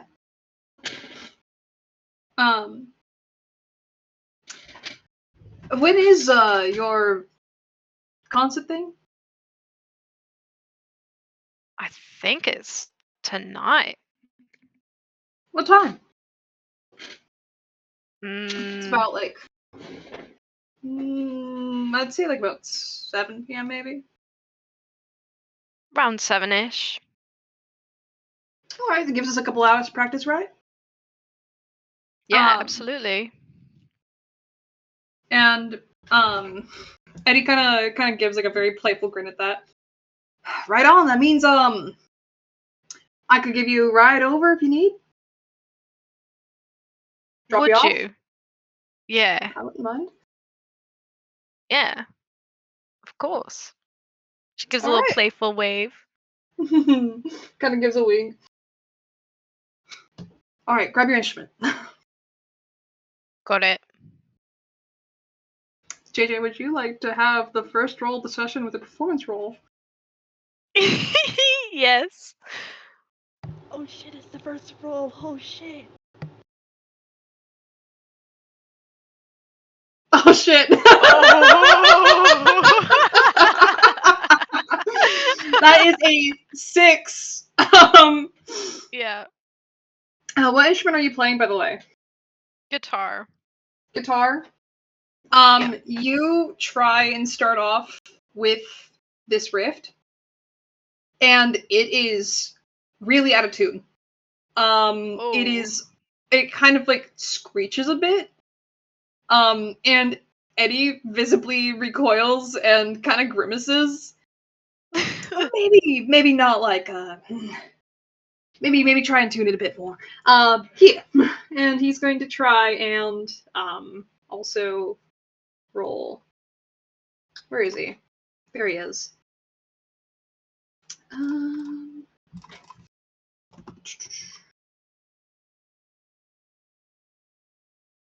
If his sheet will load, that would be great.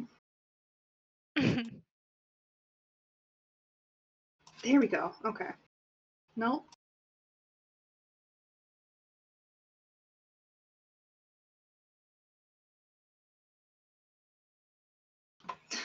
There we go. 21. And he goes and does a guitar riff of his own. And it is a perfect riff. Very clean, very good volume, perfectly in tune. See, well, this is why you're on stage and I'm behind it. Well, maybe with a bit more practice you can come up here and kind of do a duet with me. Always good. Always good to have a good singer. That's the dream. Just smiles and nudges you. Try one more time. Come on. You want me to roll again? Mm-hmm. See, it's a little bit better. It's not the worst. Well, you see, I get to practicing at home, and my neighbor always complains. Oh, see, that's the worst. You're in the comfort of your own home. Exactly. I'm doing what I'm doing in my space, not in her space, and it's not like I'm in her face about it. Maybe she should get some earphones or something if she wants to read so quietly. Or, go to a library. Yeah, well, all the quiet people hang out. Maybe put up something soundproof so that you don't have to listen to anything outside. The wall's really that thin? Or is she just bullshitting you? It is kind of a shit place. Well, on the bright side, I think that if you do need a place to crash and practice in, without the loom and thread of an old lady banging on your door, you can always come over to my place. Door's always open. Oh, I know it's always open, Eddie. Kind of gives a very, very shitty grin.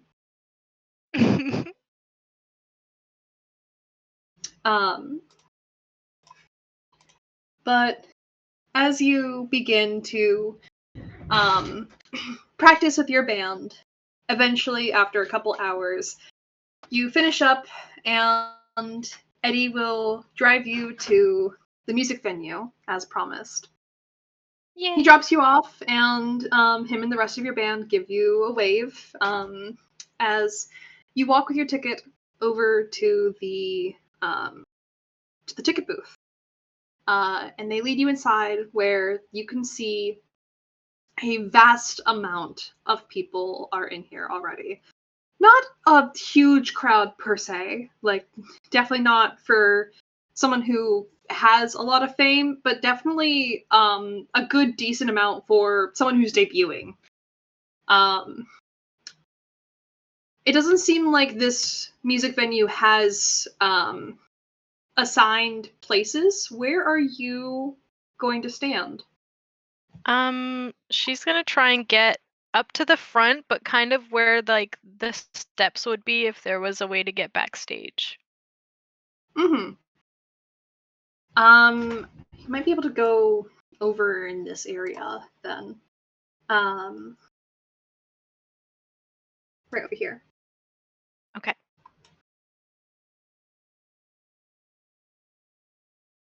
Yeah, there we go. That works. Alright.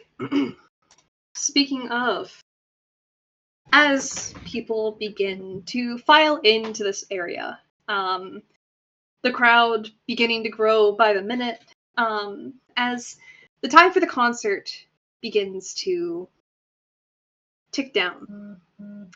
Backstage, Kitten and Hound are currently being glamored up by their staff as Jean very quickly to and fro make sure that everything is in order, checking the lights, checking the equipment, before she looks over to Kitten and Hound, and she walks up to Kitten in particular, looking her over.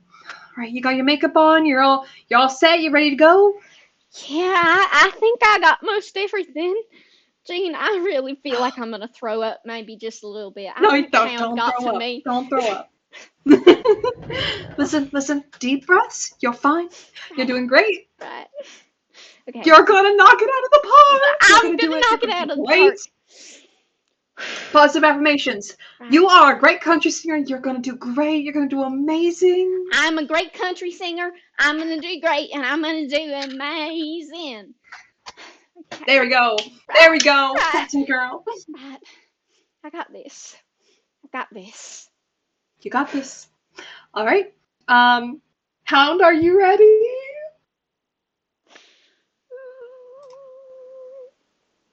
I don't think he's ready yet. I think Hound's dead a little bit. I don't think Hound's ready. Hound, are you okay? and he kind of like sits up from his spot because he was kind of like waiting for you to get all dolled up, and like he doesn't really need much. He just needs like a bit of hairstyling, so he's kind of like laying back on the couch. He kind of like Oh, he fell slowly asleep. sits up. You fell asleep, didn't you? I wish. Honestly, a little bit of sleep would have done me good. But no. How are you And he sleeping? kind of like rubs his face under his glasses, as ready as I'll ever be. Hound, come here. Come here. Kind of gestures. And he slowly gets up from the couch and he wanders over. Jean kind of like peeks from behind the curtain and points. I want you both to look at the crowd. All right. She like kind of like creeps closer and she peeks and she goes, "Oh my That is god!" the most amount of people you've ever seen attend any of your musical performances. So He many makes a face. That's a lot of people. Look at how many people there are. They're all here to see us. That's crazy. Ain't it? And he's kind of like got this expression on his face where it's like this kind of half look of joy, but also, oh, that's so many freaking people.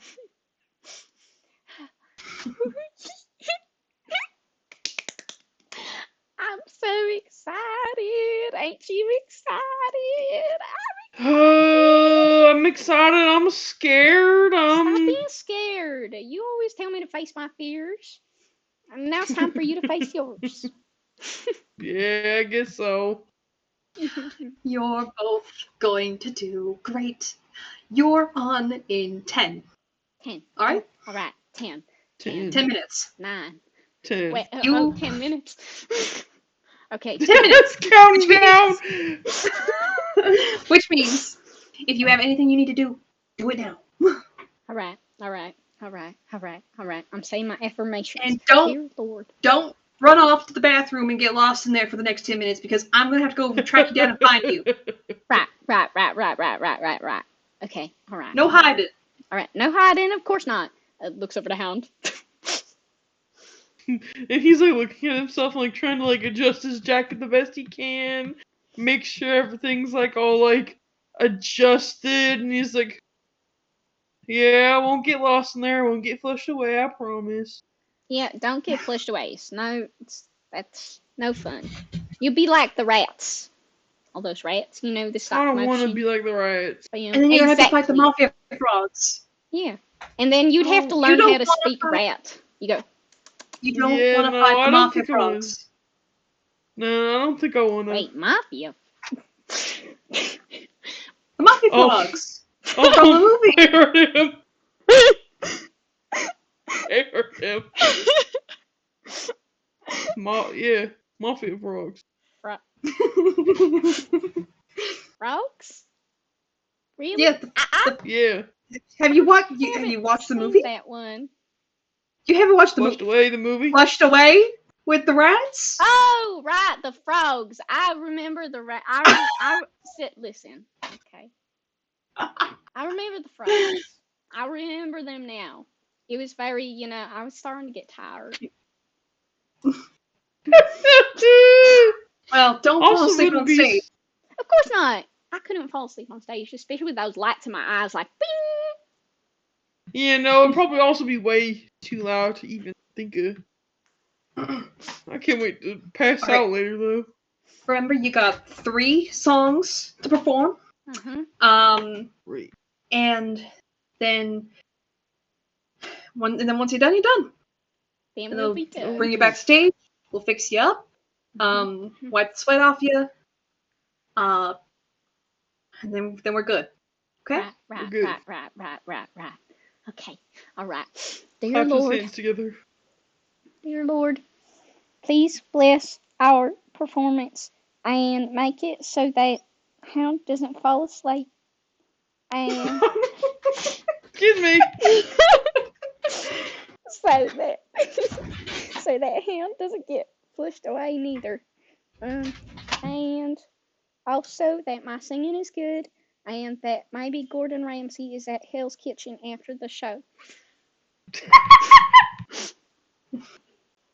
And then we'll eat a really big piece of, what is it, the beef Wellingtons.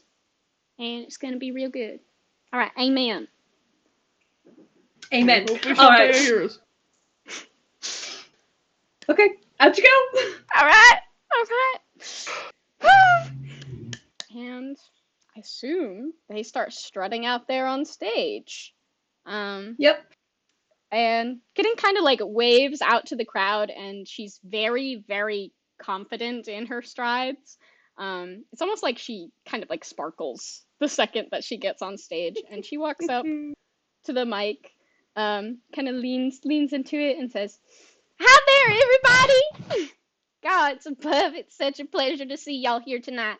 You know, my whole life I've dreamed and dreamed of being on a big stage like this one, and I'm just overjoyed to finally be here with y'all.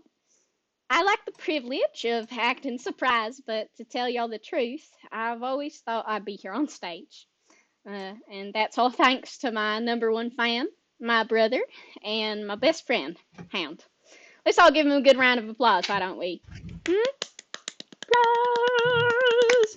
And she kind The of crowd erupts in applause. starts clapping for Hound as well, and gestures toward him to speak. Oh, ever quiet as he had been, Hound shifts his gaze to the crowd before him. Playfully adjusting his mustache, his eyes trail across the abundance of people here to see them perform live. It felt nice to finally be on stage, for their music to be known after his decades of wanting to be famous. His want for popularity might have dwindled, but his adoration and support for his sister is everlasting. Focusing once more, the musician hears his name. That's his cue. Flashing the crowd a grin, he lifts his hat. Let's get it done. Alrighty. A 1, a 2, a 1, 2, 3, 4. And We start. as you begin to start your performance, suddenly a scream erupts from the crowd. Oh. Interrupting you right before you start. And in the depths of the crowd, you see someone kind of like stumble away, holding their shoulder that is currently bleeding. He bit me! He bit me!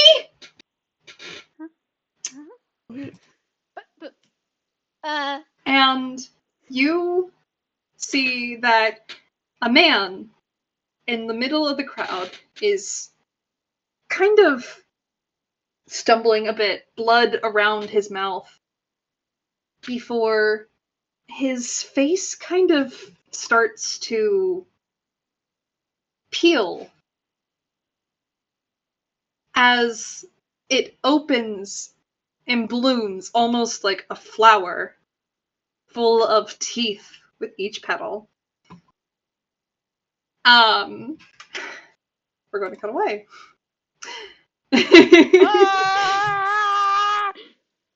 What the hell did I just witness? Rascal, you're at your mother's house right now, in your bedroom, getting dressed, kind of making sure that you look fine in your mirror. You have a party to get to. Oh, yeah, I do. Right now, your mother is currently in the kitchen on her laptop as she's scrolling through various different colleges. Your stepdad making dinner while your little brother is very excitedly kind of bouncing in his seat waiting for food. And as you step out into the dining room, your mother looks over to you. Oh, Rascal, come over here. He'll go over? Kind of like taking a deep sigh as he does. I was looking into various different programs, and I was thinking maybe you could get a job in education. You'd be like your mother. Look, I know I should really be thinking about this stuff now, but can I just wait a little bit? Just like a moment. And how long are you gonna wait for? A week? A month? A year? No, not that long. Just like maybe like a couple days, maybe a week at most. I just need more time. More time. For what? I don't know what I want to do, and I just You don't need to know. You can apply to get a general education. Switch majors midway through. But you need to get started on something. like rubs the back of his neck, like. Maybe medicine will do you good. Could look into medical school. No. Doctors pay a lot of money. They do, but do you really think I'd be good at being a doctor of all things? I'm I sure you mean- could do good at anything you do. Anything but that, though. Well, maybe a step underneath doctor. Maybe a nurse. Be a nurse.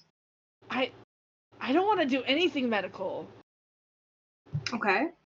What about you could work for the zoo, get a job in animal husbandry?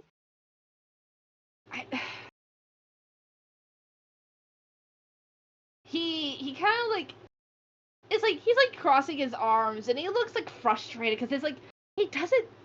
It's like nothing is really sitting right with him.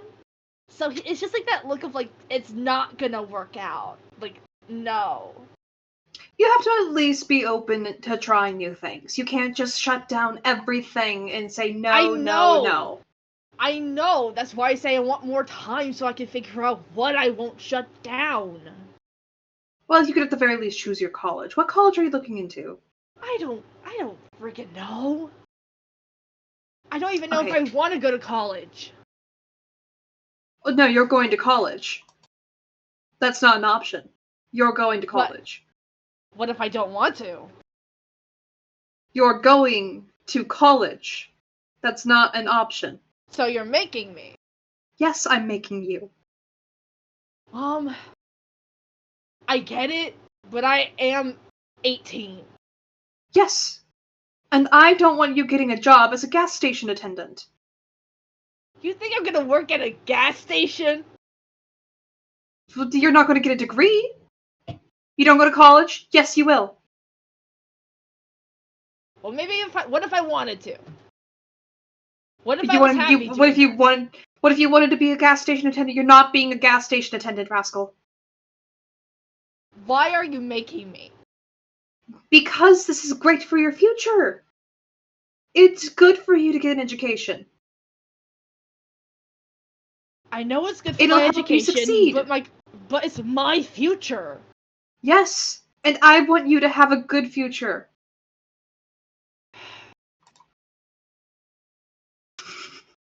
Fine. I'll go to my room for a bit. Maybe I'll think about Alright, well, don't be too long. Your father's almost done with dinner. it. All right.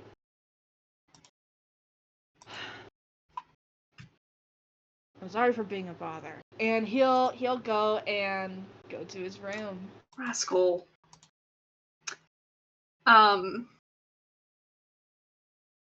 You go to your room and you kind of shut the door behind you. And outside you can see that the sun is beginning to set and it's getting closer to the time for the party. And you get a little text on your crystal. That's it.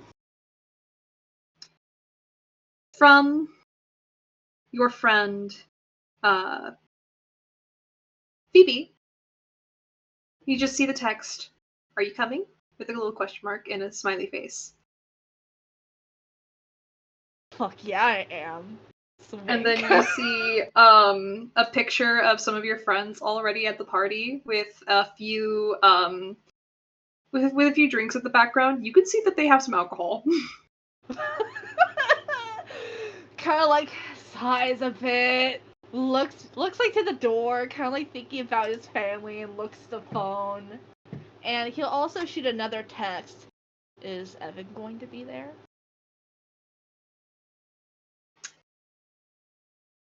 there is a moment where you don't get a text back before about a couple minutes later. Yes, but he won't bother you.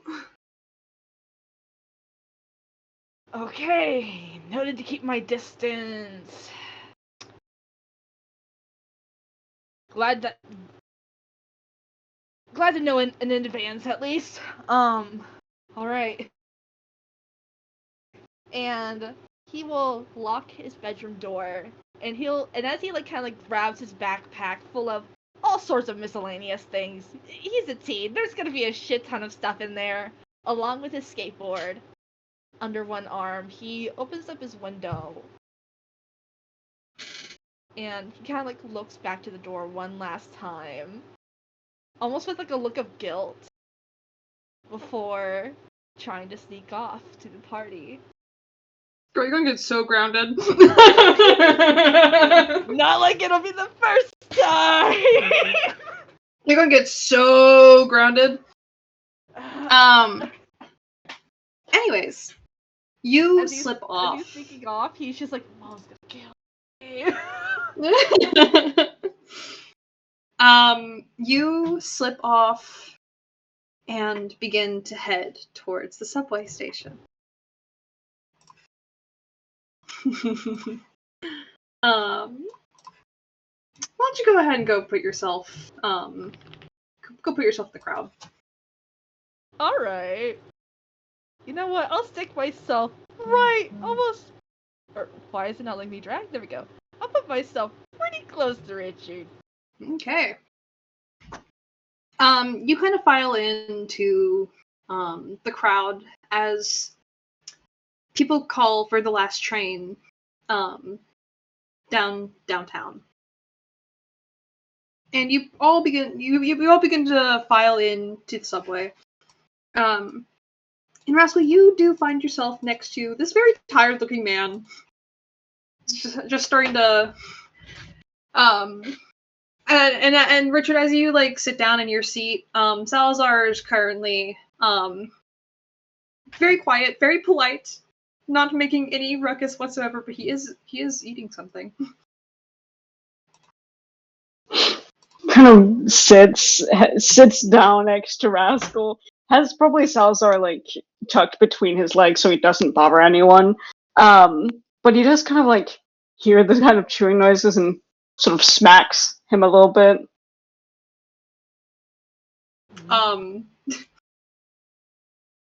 You are you smack him a little bit, and you feel that he also smacks your leg in return. Can you be normal? We're in public. Oh, I'm never normal. Candy. Excuse me? Looks over.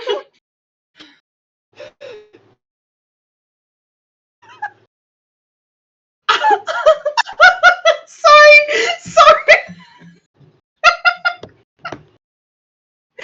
Go on, Nita. Go on. What did you say? You were talking to me, right? You said, why can't you be normal? So I said, I'm not ever normal. And he sort of stares at you and just no, I wasn't, but, I respect the fact that you actually spoke back. No, sorry, I'm talking to my bag.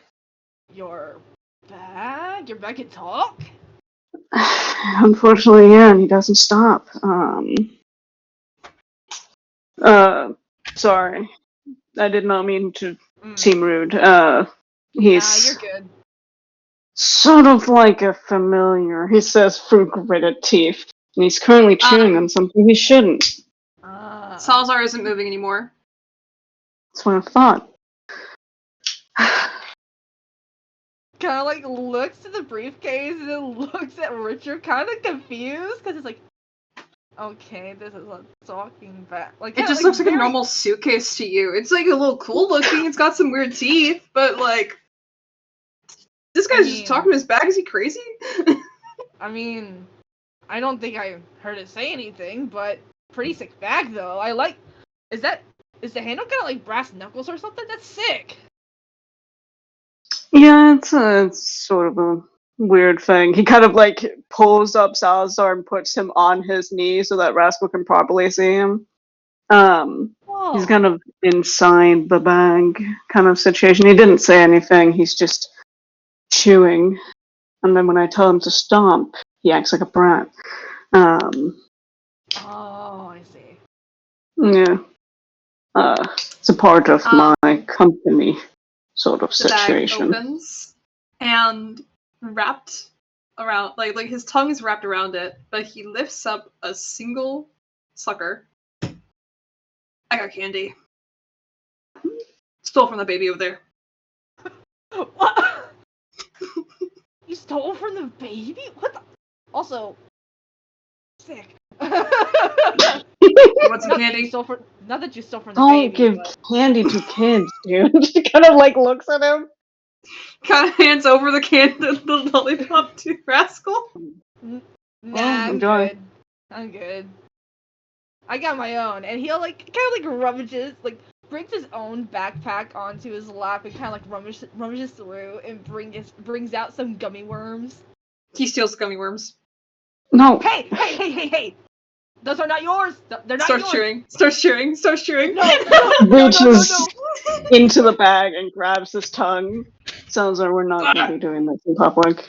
Can you let go of my tongue? Can you let go of the candy you just ate?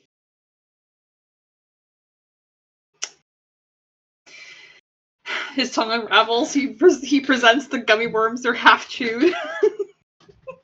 I don't think I want them anymore. Actually, I think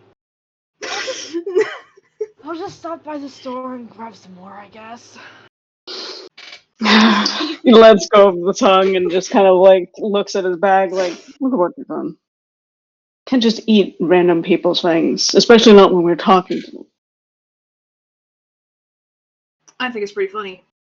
Do you want me to get in trouble? Because I will get in trouble. I mean, it would be kind of funny. Just a little bit. Anyway, listen, kid. And he's gonna pull out his rather beat up wallet. And Rascal, it's not hard to see there's nothing in this thing. It's so thin. But he's gonna look through and just pull out a few gold pieces for you and kind of count them a little quickly in his hand before like holding it up. Here you go for candy. Oh. I'm sorry. He's weird. He's a weird thing. No, it's chill, and he'll kind of like gently pushes Richard's hand back, like, I appreciate it, really do, but I think you need it more than me. Damn, I just got read by a high schooler. Okay, well, money's going back in the wallet. Never showing this again. Wait, I didn't mean to be rude. Sorry. But genuinely though, I'm good. Mm-hmm. By the way, I'm not a high schooler anymore, technically. Oh, did you graduate?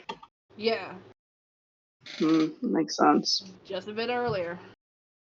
Uh, Kind of like rubs his neck a bit, like yeah. Cool. What school? The one just nearby? Yeah. Nods a little bit. Yeah, I've heard of it. So what are you gonna do after this? Stairs. Rubs his neck, kind of like getting tense, like, I'm still figuring it out. Think I might take a little bit to, think about it a bit more before I dive fully into like college or something. Oh, do you need to like save up for the stuff? It's pretty expensive, you know. Well, it's not really a matter of saving up, just like I don't really know what I want to do. So it's just... Oh, so you're a floater. Excuse me? Yeah, you know, floaters, kids who don't really know what they're gonna be doing, so they just kind of float around until something clicks. I mean, technically, I guess. I mean, I don't really want to be, just. I don't know. Yeah, well, school's a big thing. He kind of like looks at Rascal before like leaning back a little bit. Of course, you could always forgo school, keep your money, and then you could get a job and work your way up to something that feels good enough. Or you could get higher education and you could get something that actually works for you, gives you actual money so that you can live in New York City. You don't want to know the rent prices, kid. It's horrible in here. He looks so tired already just from what you said. Mm-hmm. Hmm. By the way, he kind of like holds out his hand. Name's Richard. What's your name, kid? Rascal, nice to meet you. And he'll collapses onto your hand with a little collapse, shakes. Are you fucking dabbing him up right now? Yeah, he's gonna dab you up. He just lets it happen. He's like, okay. Yeah. Right. Sure. This is how the kids greet themselves these days. I guess this is just normal. He just nods. Well, if it gives you any comfort, I guess. One of my friends, his daughter, about your age, maybe a few years older. How old are you? 18. No. Ugh, 18. Ugh, you're so young. What the hell, man? How old are you? Let's see now, like 80. You don't look 80. But I got youthful skin. But my friend Mike's kid, her name is Bailey. She's going to law school. It took her 3 years to get into that thing. Oh, sick! Mm-hmm. Congrats to her. That's huge.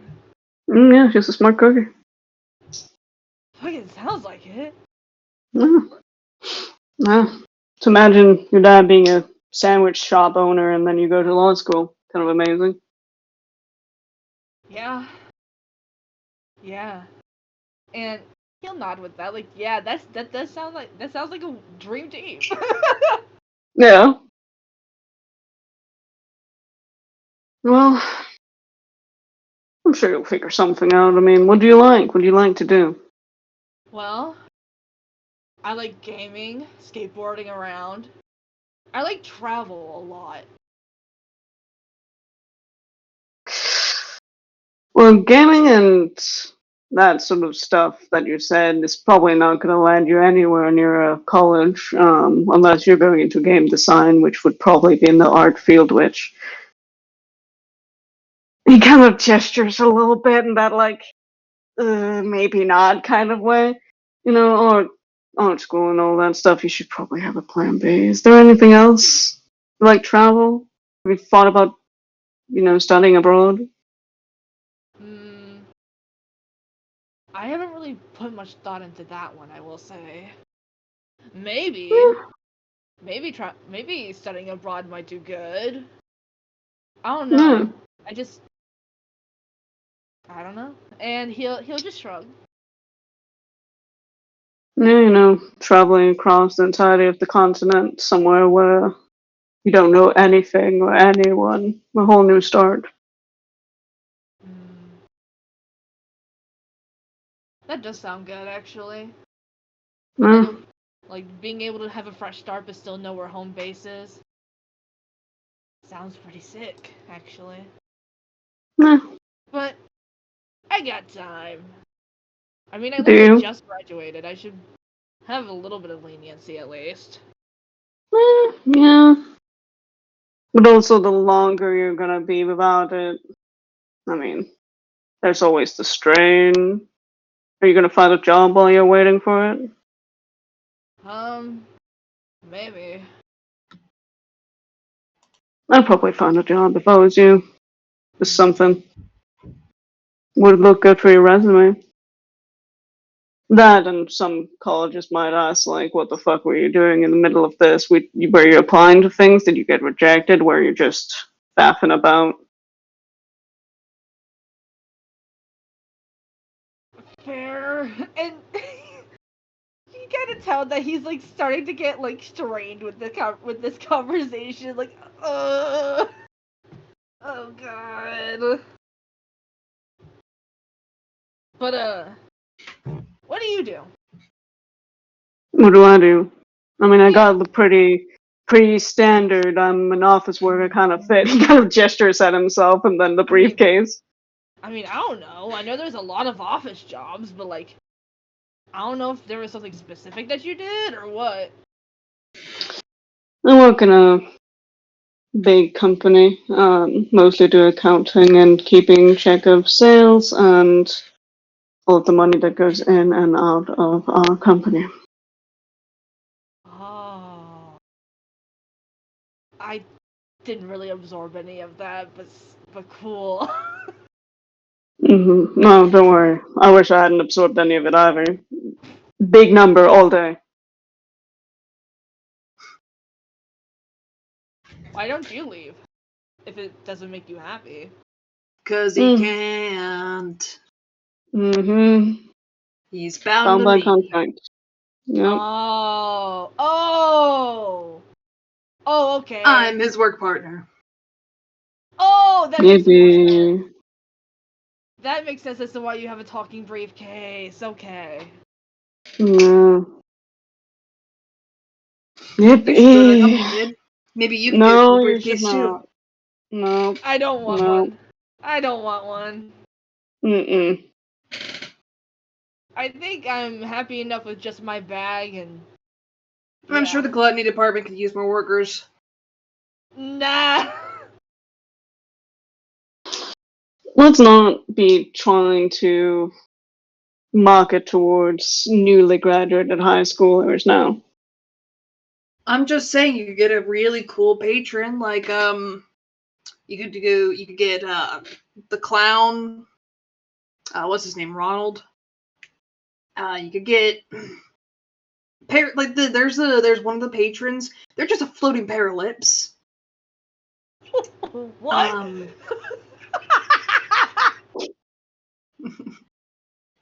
I'm sorry. That. I mean, full respect to them, but I wasn't expecting that. Or you could get the flying dog, Gidget, whatever her name is. Like the Taco Bell Chihuahua? Like the Taco Bell Chihuahua, yeah. Mm-hmm. The Taco Bell Chihuahua? Don't say Gidget or whatever her name is as if you don't know it. And? Kind of leans over to Rascal a little bit. He has such a vendetta against that poor innocent dog. Not innocent at all. I was about to ask, did they have beef or something? Oh, yes. Not just like the taco beef, but you know. Yeah, no, it's beyond the grounded. There's something That is deep about and the unsavory worst there. joke I've ever heard. I've said worse. You know this. As you were all talking, and as this train is currently going by, you hear something. You hear a scuffle as two men seem to get into a fight.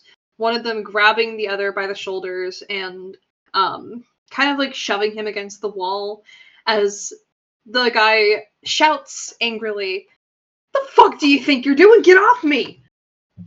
And you watch as this other guy who is currently holding on to him, he's shaking a lot. And he looks almost exhausted, his face sunken in. He looks sickly. Foaming at the mouth, drool kind of like pouring over the side of his lip as he leans forward and he bites hard on this guy's like inner neck area. The guy lets out a scream as blood begins to splatter on the floors of this subway. And we're gonna go to a break. What the hell? Oh my god. What the hell? We're gonna be about 5 to 10 minutes. Take a breather. Go grab any food or drinks. The audience can go ahead and grab any food and drinks as well. We will be right back, and we will be picking up with Kitten, Hound, and JJ next time. All right. So we'll see you guys in about 10 minutes. See you in about 10 minutes. Bye. See you in 10 minutes.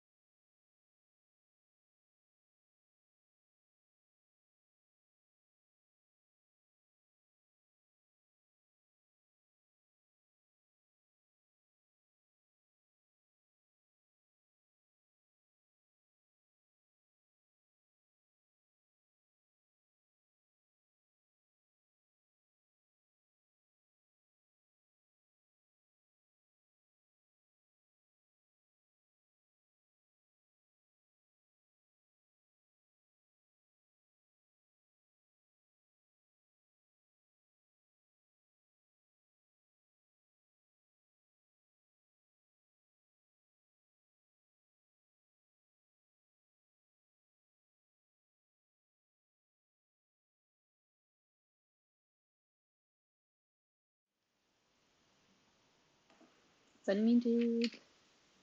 Okay. Hello, everyone. Welcome back.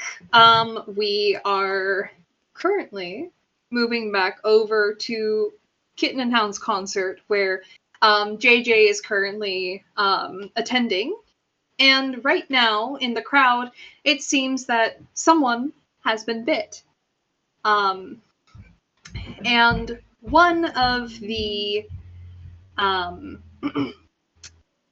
people who had attacked, their face has opened up and bloomed almost like a flower.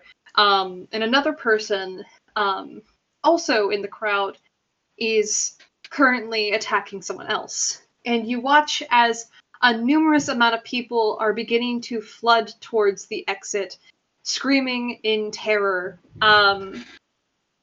JJ, you are not close to the exit. You are closer to the backstage. Kitten and Hound, you were just about to begin your performance. Something has gone very, very wrong. I would like you guys to roll me initiative, please. Oh God. Ah! Ah! Let me see if I Captain! if I can work this on my iPad. Did it roll it? Did it do it? No, it did not. Okay. Hater behavior. Let me see.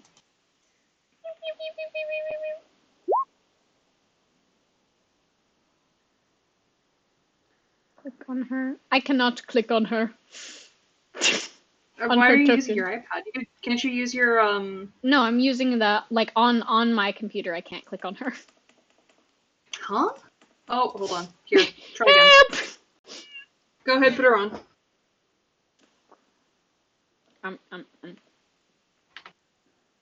There she is. Okay.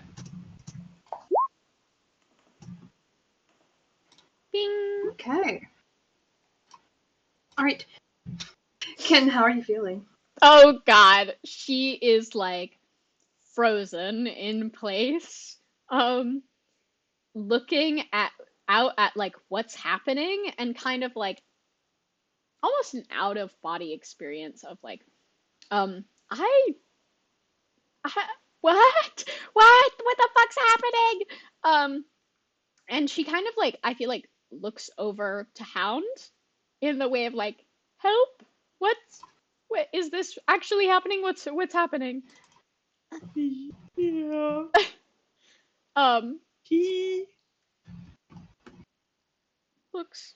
is looking in absolute horror. And is kind of like taking a couple of steps back, like still kind of standing in front, but like taking a couple steps back. Kind of like urge her to step back from the front of the stage as well, so that they're not as close to the commotion. Yeah. Jean kind of like looks out from behind the curtain, and she looks over at you both, and she's like, I need you to both get back here right now. Yeah. She's gonna spend all of her movement to run and dash toward Jean. Okay, go ahead and roll 60 feet. Not 60 feet. Run 60 feet. Yep, there you go. Roll 60 Roll 60 feet. I don't know what I'm saying. I'm gonna roll myself right over there. Roll on over. Yeah, there you go. Yeah, there we go. Okay. And that'll be my turn. Let's see. Oh, JJ! JJ, I'm not really interested in you. I'm more interested in Hound over here. Hi. Use me. Hi. Wait, how's he crossing the orchestra pit? I want to know this. This weird running jump. So, this zombie is kind of like you watch as like this person who otherwise seemed normal seemed to have almost rapidly decayed in front of you. You can see that their face is sunken in. Their limbs are elongating. They don't look entirely human. As they clamber over the seats in the orchestra pit, And they get to the stage, and they're going to use about 5 feet of their movement to crawl up onto the stage. They're dashing over here. They cannot make an action, but they're right in front of you, Hound. Oh God! Hi, it's your turn. Hey, I'm gonna disengage. I can only go up to there. Okay. Let's see.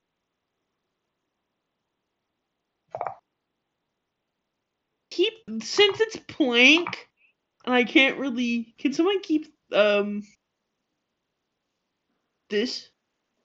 Yeah. Yes, thank you. By the way, there's something in the measurement that I found. If you do the fade delay, you can set it to linger, and it'll stay there until you delete it. Okay. Yeah. But with disengaging, let me Okay. see if there's a bonus action I'd like to do. Think I'm good. Okay. JJ. Hi. I'm straight up running. I'm gonna dash up onto the back up here, up into the stage. Okay. Where was that?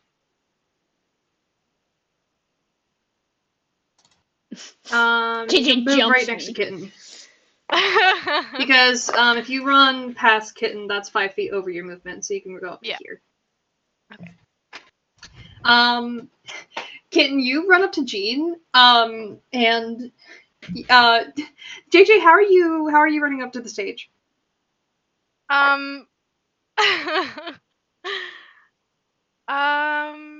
Probably just like sprints up from where she was standing, runs up the stairs, and then slows a little bit at the top of the stairs, like I'm not a threat. Like, chill, please. Yeah, I'm here. Kitten looks over in alarm.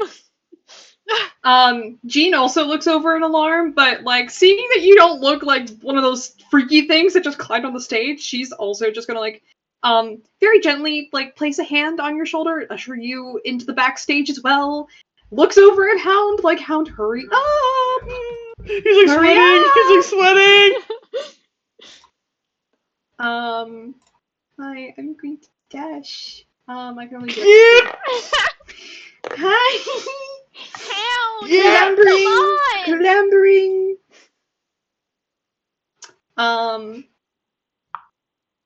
Kitten, you can go ahead. You can head backstage with Jean. So I'm gonna move both of you over here. Right. Which means it's this zombie's turn. Jean is going to just go ahead and kind of drag you backstage.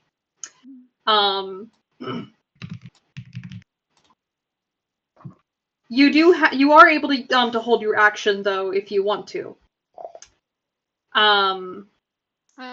Yeah. Because I think you have magic. I'm gonna hold my action. Did you want to do anything? For if one of them tries to oh god, I don't have any long range spells, kinda sorta, that would help. Do you want me to move you back? I'll move you back. Here you go. Well, even then I don't think it would work out. I'm gonna on my that's the that's the wrong Bleh. Bleh. I'm going to try and do for when they approach Hound, try and cast let's see. Actually, can somebody give me a 15-foot cube? Yes. 15-foot cube. Yeah. Around me. Around you. Yeah. Hold on. Okay. I kind of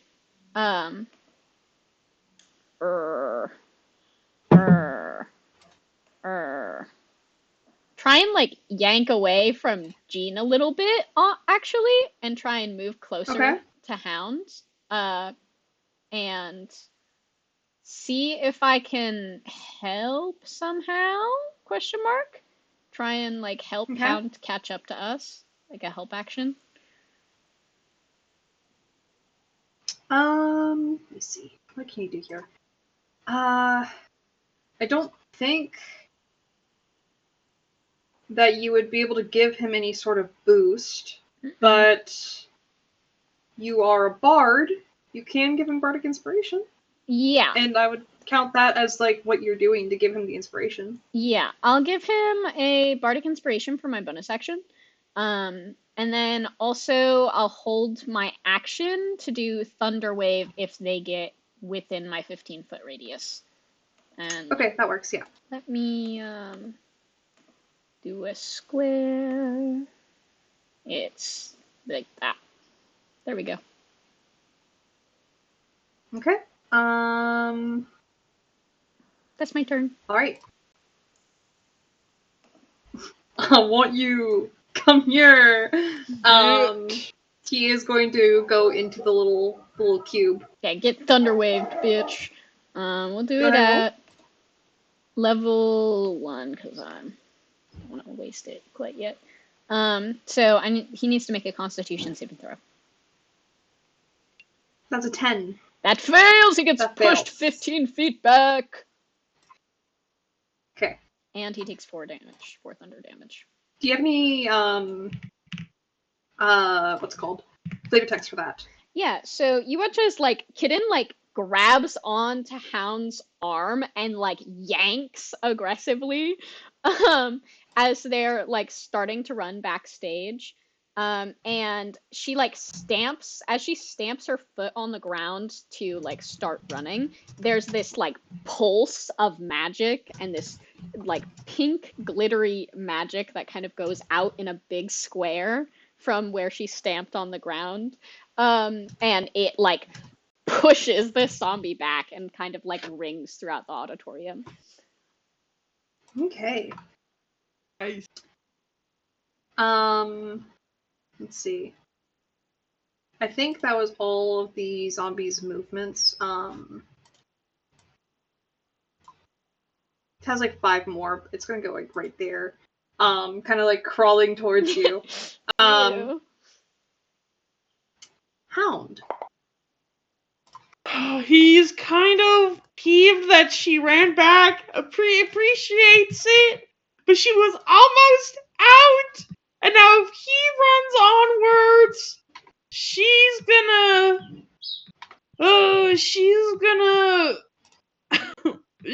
gonna get caught in the crossfire. And he's a little too frazzled to pick her up and run. And so he's just kind of rubbing his forehead a little bit. Because it's You need to I go. should run. Go. Why'd you run back over? Go, because I want to say you go. She pushes him. Gestures wildly. I'll be right behind you. Don't worry. Just go. Kind of squints. Kind of shuffle. Square. Shuffles onwards. Square. Alright. I am going to hold my action. Because if one of those things get near any of them, he's shooting their brain. Are you shooting their brain? Okay. Their brains out. You can say that your weapon is backstage. Jean did grab it for you and hand it to you. Nice. Holds out this huge freaking rifle. Realness. JJ, it's your turn. Hi. You can focus on getting out if you need to. That's alright. Okay. Yeah. Yeah. Yeah. Go, JJ. Yeah. I'm just gonna work. Just gonna head backstage. Yeah. Okay. You can go ahead. You can move right there. Okay. Which means, hey kitten. Hi. Hey. Hi. Since you approach Kitten, you're getting shot. Go ahead and roll. 22. That hits. 9. Okay. You shoot the zombie. And you watch as, like, blood splatters the stage. But almost unnaturally, where the, like, head had been, shot, the skin rapidly begins to reform, the flesh bubbling and growing rapidly as the head kind of snaps and the zombie turns and looks at you. It's like it's like it has like it's not necessarily healing. It's still very wounded. It's still bleeding profusely from its face. But what you thought should be a killing hit is definitely not going to kill it. These things are tough. Scary. Yeah. Hey kitten, you're getting attacked. No! Let's see, can you run me 1d2, please? Yes. Roll 1d2. Change to her. That's scary. 2! Does a 10 hit? No. Cool. This zombie tries to bite you. And you manage to grab onto its shoulders and hold it back. It's like horror movie. Dripping flesh, blood has splattered your face. Like where the bounce back has hit you. And you're looking at this like grotesque what was once the face of a person melted in front of you, essentially. She screams. She screams for sure.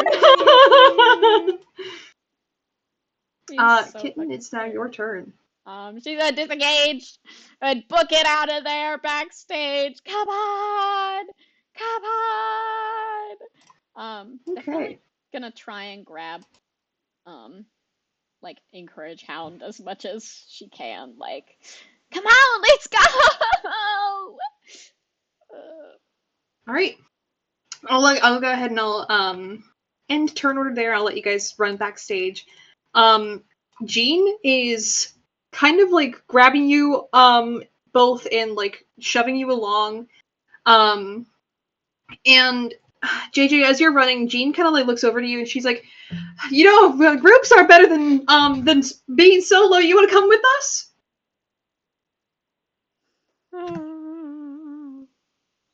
She's thinking about it. Think about it. Sure.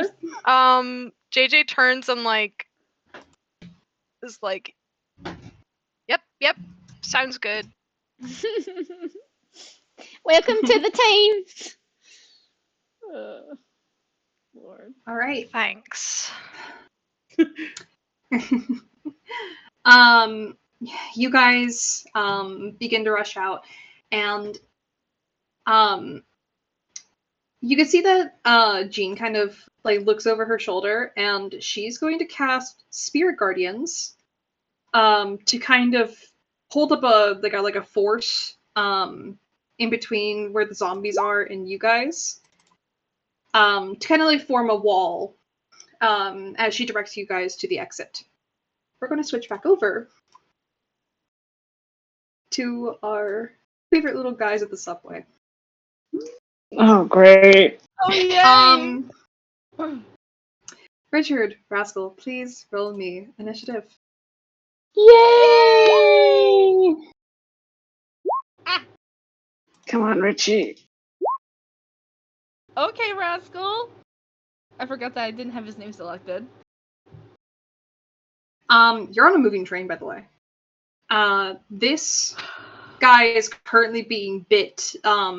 This zombie preoccupied. This is like something straight out of a horror movie, Rascal. This is like zombie apocalypse 101. Yeah. and the blood splatters as the zombie seems to have punctured an artery, and the guy collapses in front of it. And the blood kind of sprays you.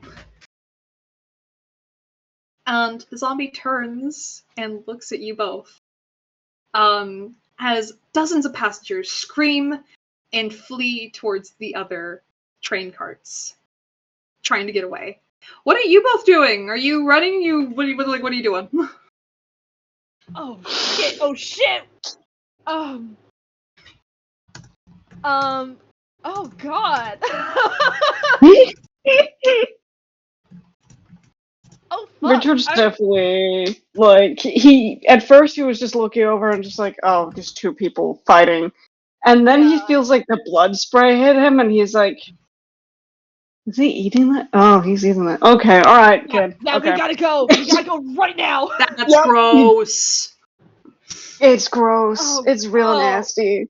Kind of tries to lift up Rascal by the arm, like, "All right, okay, we're leaving. We're gonna be moving." Yeah, which way should we go? Up. Okay. Okay.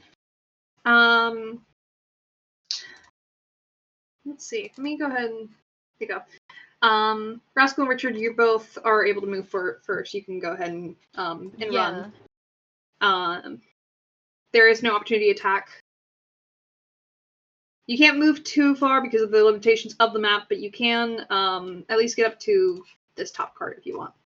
Yeah. Fully dashing. Let me actually check speed really quick. But he's actually going to like make sure that he stays close to Richard. Like, I got your back. Let's fucking go. Yeah. Go, look, I go. Okay. Going to move 45 feet.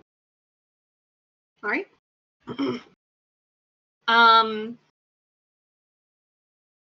Richard, do you want to move up with Rascal, and are you doing anything on your turn other than that? Are there doors between these carts? Yes.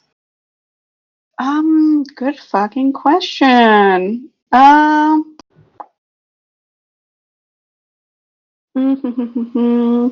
gonna wait a little bit because I have an idea. So I'm going to try and scoot up to here, and at the very least try and like spam click it close. Like, come on, come on, come on, come on, come on, come on, come on. Why do these things never react when you want them to react? Come on, come on, come on. I know, especially right now. No. Spamming that shit. All right. Let's see. Hi. Actually, is it okay if I move closer to Richard? Go ahead. That's fine.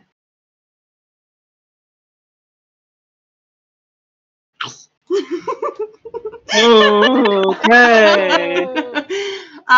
Richard, you're like pressing this button, and the zombie, kind of like slams its hands on the inside of these doors, and it's going to try and attack you. Let's see. Does an 18 hit? I'm actually going to use my fighting style protection to impose disadvantage. Okay. Yippee! 15? Well, it still hits. Okay. Rascal kind of like tries and pulls you out of the way, but Did it? Was that 0 damage? Did it not roll? Did it not roll? It didn't roll. That's 0. No, it just didn't roll. That's really funny.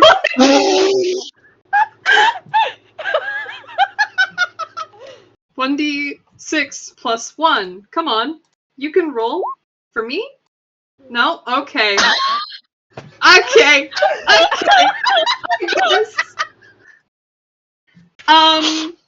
Thanks, Roll20. You're a wonderful program. I love you very much. That is 6 whole damage as this zombie grabs your arm and scratches down it as Rascal pulls you away. you are able to close the doors on your turn. Rascal, it's your turn. Oh shit, okay. So the doors are currently closing, right? Yeah. Shit, what do I want to do? Because right now, he's like, oh, this guy is not, he's not yoked. He's not yoked. I need to make sure this guy makes it out safe, because he's the only person I got right now. Let me see. I'm so unyoked, I skip every day. You skip every single day.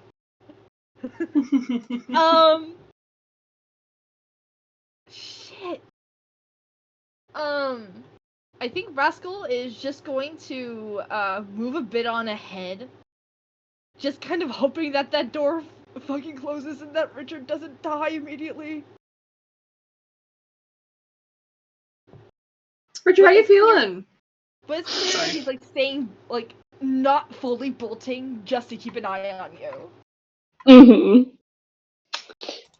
Well, I've technically entered the bloodied effect.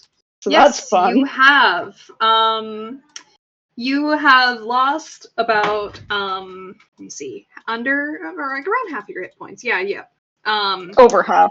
Yep, over half your hit points. Oh, So right now you are considered bloodied. I'm gonna go ahead. I'm gonna put a little marker on you. Apparently, I don't have the marker I thought you had, so I'm just gonna mark you with red.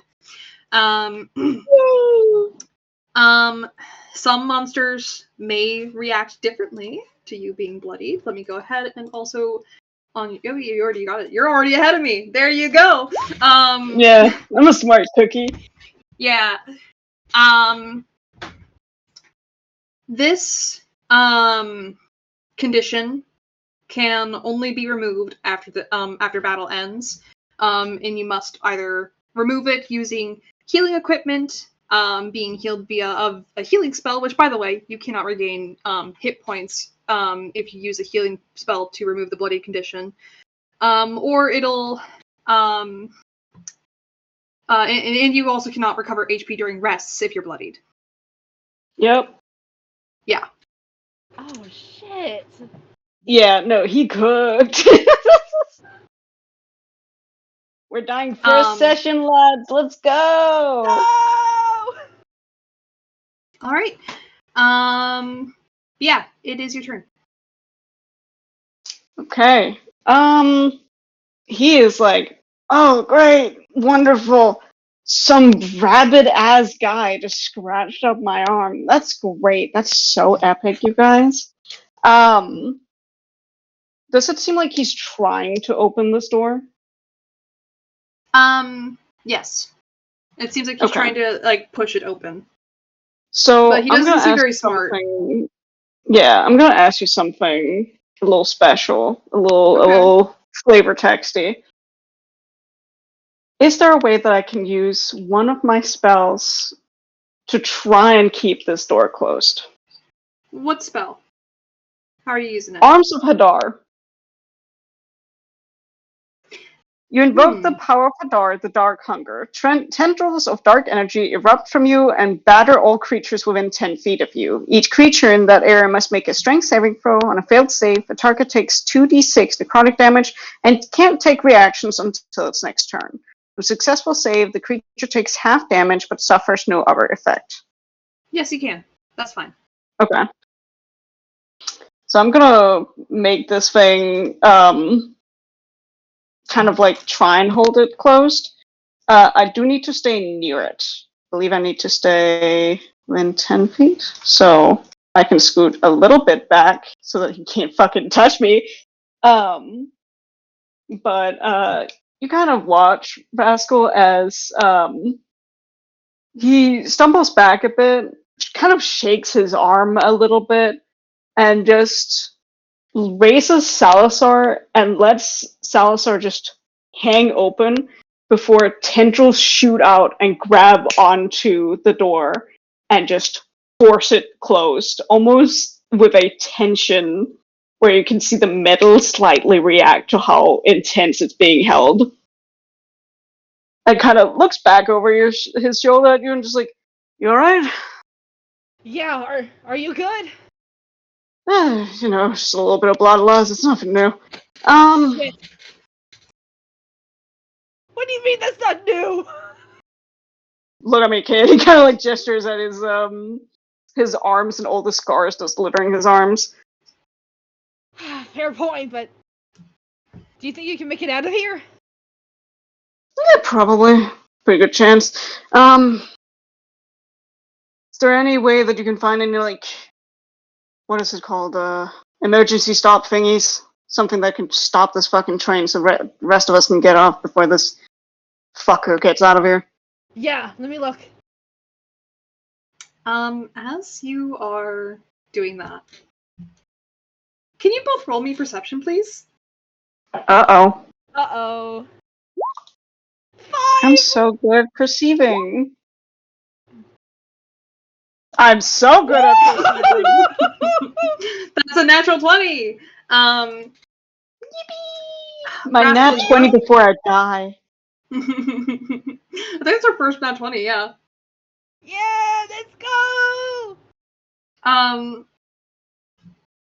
Rascal, you're too focused on trying to find a way to stop this train, right? You're Yeah. currently searching for any sort of a emergency stop or anything of the like. Richard, you hear something.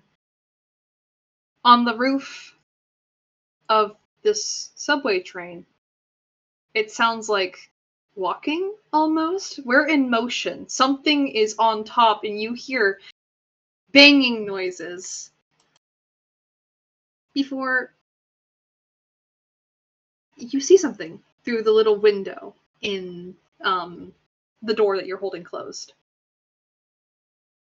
You see something rip the roof off of the subway cart and jump down.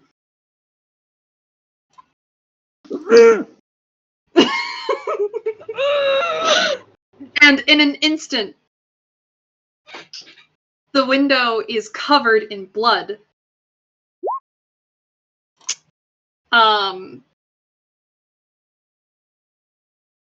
As that zombie that was on the opposite side is reduced to nothing but a paste in front of you. Oh, hey kid, we gotta go. We gotta go. Yeah, we Hey, gotta go. hey, okay. We gotta go. We gotta go. We gotta really go. We gotta move. Whoa. Wow. I used to do track in my day. I'm gonna use that. Yeah. Anything you can use, do it right now. Yeah, let's go. Rascal, roll me investigation, please. Oh no, I'm not good at that. Where's my investigation? Investigate to your heart's Yo, content. it's a -1. It's a -1, dude. Investigate. 14? Yeah, there you go. You managed to find an emergency stop lever. Pulls it immediately. The train screeches as you pull it. You seem to be having a little bit of trouble at first. Like, it's a heavy lever. Not really intended for passengers to use, and it's kind of like as a preventative measure. And you're kind of like looking it over. You do see that there is a pin that you need to unhook. Those doors that you sealed shut, Richard, are easily, cleanly ripped off.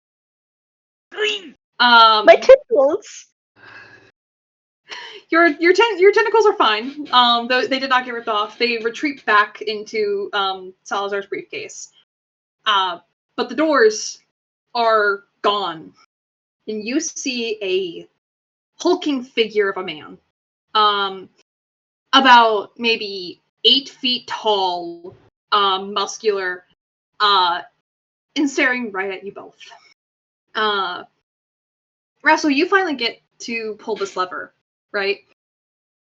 And you, this train comes to a screeching halt before it jolts a little bit and topples. And you watch as this guy, right as he's reaching for Richard, stumbles back as he is thrown about 35 feet back.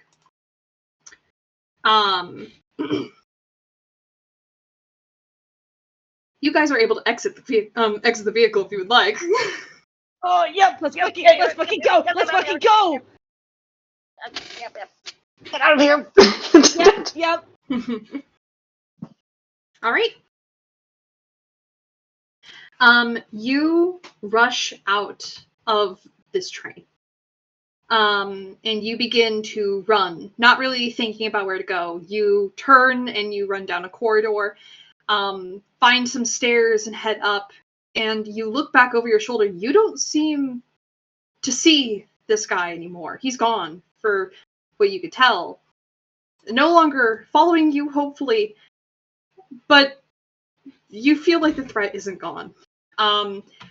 Hundreds of people are rushing out as well, past you, up the stairs as well, and you make it out onto the street. Let's go ahead and move over, shall we? Let's go to the rainy street. Let's move you guys over here. JJ, can you also move your token over here? And then Rascal and Richard, if you can go ahead and put your tokens over on this side. Yep. You barely have any time to think. The only thing that you're all focused on is to get out and survive. Near the concert venue, police whistle for civilians to stay calm, attempting to redirect the crowds to try and herd the panicked citizens while they get to the bottom of the situation. As Rascal and Richard rush out of the subway station and onto the streets of Times Square, someone pushes past them and shoves Richard onto the ground in their desperation to run, causing him to hit the ground harshly and for Salazar to be knocked out of his grip. Right across from the station entrance, Kitten, Hound, and JJ rush out of the concert venue as Jean looks around frantically. Oh dear, what in the nine's hells is going on? Are you three okay? Nobody's hurt? Hound, you're okay? You're okay? I don't know about okay, but I'm alive. Yes. What's happening? I don't know. The fuck is happening? What about you, dear? You just kind of looks at JJ like, you're not hurt? Nothing's wrong? Nope, I feel a little crazy, but I'm not hurt. Not like exploding your head crazy, right? No, hopefully not. Did you notice anything? You were in the crowd, right? Any like signs or were they? What was that? They're like zombies, but they're not. Yeah, I have no idea. I've never seen anything so fucked up in my life. Yeah. I don't know. Maybe we should just keep running. Just a thought. We have to get away somewhere. Everybody, we have the situation under control. The police shout from their megaphones as the panic of the crowd is attempted to be settled down. Most of the people have fled already, some idle in the area for further direction, panicked and hushed whispers filling the air as more flashing red and blue lights surround the area. Ambulances have begun to arrive on the scene as well to look over the injured and assess the damages, while others, such as the guards and the police, begin to head into the music venue to try and subdue the threats. There's a droning hum in the air that seems to make the entire crowd fall silent, even if it's just for a moment. And then someone points. There, on one of the police cars, is a person clad in white, wearing a mask almost like flesh, red, pink, and marbled, stretched over their face like a membrane. A murder of crows flies in front of your vision, obscuring the stranger almost entirely, and as soon as the birds are gone, they too vanish without a trace. Jean hushers out for Hound, Kitten, and JJ to stay together as an officer directs the four of them to group up. One of the officers walks over to Richard and Rascal, offering a hand down to Richard to help him up. You're both covered in blood, are you alright? Any injuries? As he gives No. you a very concerned look and looks at Richard, sees his scratched up arm. Fight down in the subway. What the fuck is going on? Yeah. Down in the subway. What the fuck? Yeah, there was like this huge thing down there. Well, there was an attack at the music venue across the street. What the fuck is happening? Oh, happy Just graduation day, say- kid. Yeah! What the fuck? If you could both stay calm for me and head over to that group of survivors over there. We got the situation under control. I'll send some officers down there to handle whatever threats is down in the subway as well. Have some paramedics look at your arm, please. Yeah, sure. Okay. You guys can go ahead and you can group up with the 4 of them over there. Hi. Since you know Trevor. Yes, please. Yeah. Rascal will kind of like wrap Richard's arm around his shoulders, like, I got you! Jean's looking at you in horror, and she's just like, oh, dear God, what happened to your arm? You should have seen the other guy. He's a paste right now. Yeah. What? What? Yeah. Yeah. Paste? Yeah, we were on the subway, and this guy just bit into this other guy's neck and just like blood sprayed everywhere. Then this huge fucker came out and just turned the other guy to, like yeah, huge. Turned the other guy to paste, literally. Mm-hmm. What the fuck is happening? Yeah. So it was down there, and we're just we idly have to just sit here. Mm-hmm. You know, kind of like sees that she's crying and is just like, maybe I shouldn't say what I'm about to say. He pulls her close, wraps her up in a hug. You're gonna be just alright, darling. It's okay. It's alright. We'll be fine. The officers have it handled. They're dealing with the threats, and then Sure. everything's gonna be okay. The world's dealt with worse things before, right? I don't know about this time though. I don't know about this time. I I'd mean, be we have real dragons surprised and if it that. did. Yeah? When's the last time you've seen a dragon? Well, I'm sure they're still around. When's the last time you've seen a dragon? Never. How Have you? about Yeah, see, you've not dealt with it then. I think it's pretty fair to say that there's a pretty shit situation. Well, What were you well, gonna duh. say? how like- about we start moving a little bit away from the commotion and don't fight about dragons. Mm-hmm. Yeah. Maybe I best need to- move away from here. No, need a paramedic, that'd be nice. Can one of you guys roll me a 1d5, by the way? What'd you say, brother, Al? I got you. Oh, One. thank you, Cole. Mm? You guys can continue. Don't worry about it. I'm happy able to help with your arm. If you need it. If you wanna, hold on. And he does, like, remove his arm from Rascal and does kind of show it. It looks a little gnarly, but, like, you know, it's not like his arm is being severed, unlike someone he knows. Like someone. Yeah. Like so. But does show it off to Kitten. She's gonna like very gently take his wrist and like like almost like comb her middle and her ring finger over it. And as she does, there's this sort of like pink sort of like glittery magic that falls over it. And she's gonna use a healing word at we'll say first level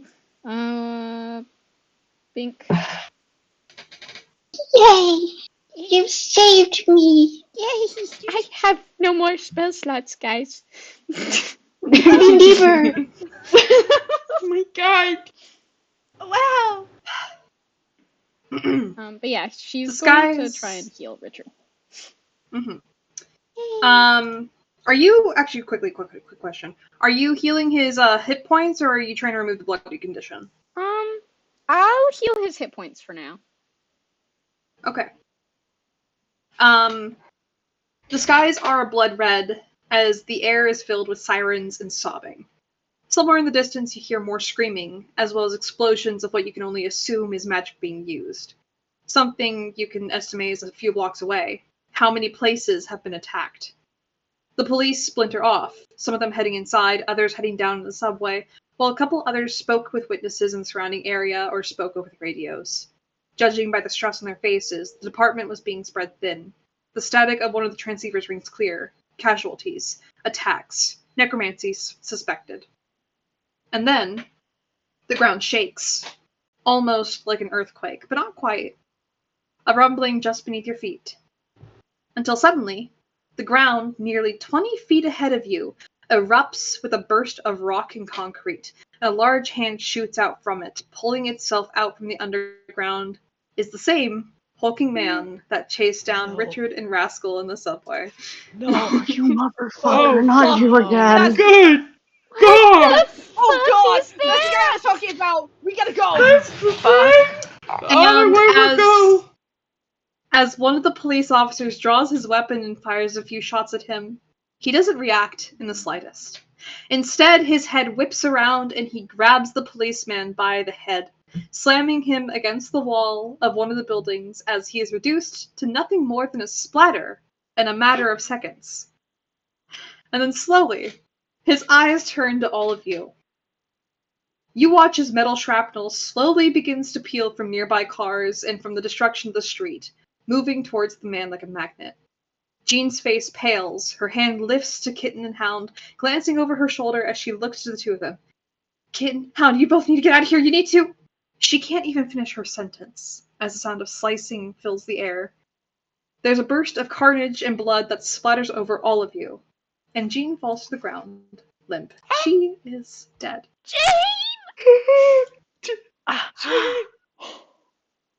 Oh, God. God, she screams. And Heart emoji. he can't. His words kind of catch in his throat as he watches in sheer horror. And he just kind of freezes for a moment before he kind of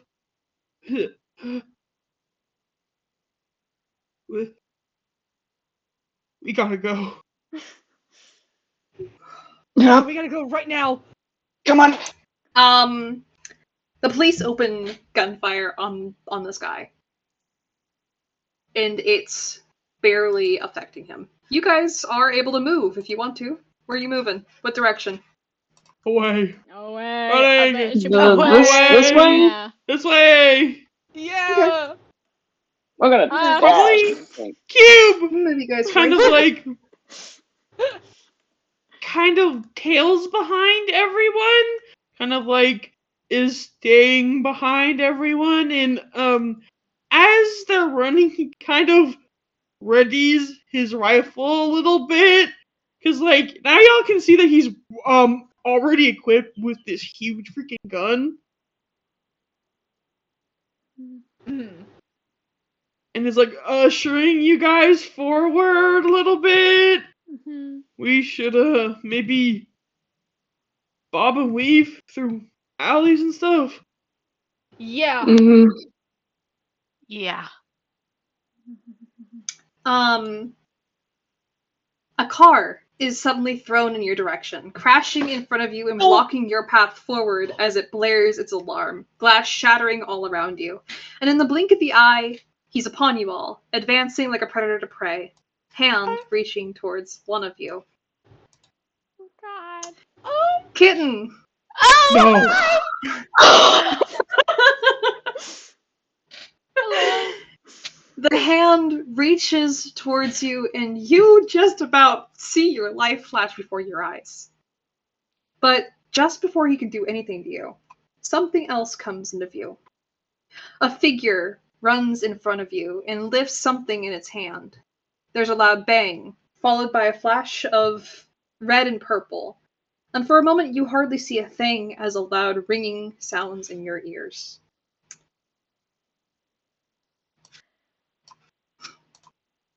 And as you start to come to your senses, you see in the midst of the chaos, the hulking man has been paralyzed and blinded, his arm covering his face as his body contorts and his muscles spasm. Arcane electricity courses through him from whatever he had just been hit with. Maybe an advanced taser of sorts, but you can't quite tell. We need to go! The man who had just saved your life turns to look at you all, adjusting his glasses. His skin oils slick, and he's wearing a lab coat. He wastes no time to begin running, gesturing for you all to follow him. It won't last forever. Please follow me. I'll get you somewhere safe. Okay. Yeah. He's gonna Alright. lead you to an alleyway. He probably accidentally nudged him with his gun because he was so prepared to shoot this thing because he was reaching right for Kitten. And so he slips in right in front of him, so he actually gets hit just a little bit on the arm with his rifle. Oh god. Imagine immediately blowing the head off of our NPC. Yeah, right. Yeah. You just straight up kill the quest giver NPC. That'd be so freaking sad, dude. It'd be really funny. It would be really funny, though. Look at the large monster, Milo. But you follow even after he actually hit him. Yeah. He leads you all down an alleyway, winding through roads and out of sight from prying eyes. As you follow, you see more chaos erupting. Helicopters beginning to fly overhead, the sound of rapid gunfire, smoke filling the air. It was as if New York itself had become a war zone. In here, he leads you to a fenced-off warehouse, a place that had already been attacked from the looks of it. Part of the building was crumbling. He lifts his hand and casts heat metal on the chain link fence, melting a large hole large enough for all of you to be able to fit through as he ducks inside and gestures for you all to follow. Follow along he will. Yep. Oh yeah. Yep. Yeah. I like to think that Rascal kind of like stands by the door and like waits for everyone else to go in, kind of like ushering them in quick. Hound nudges him in as he follows after him. No.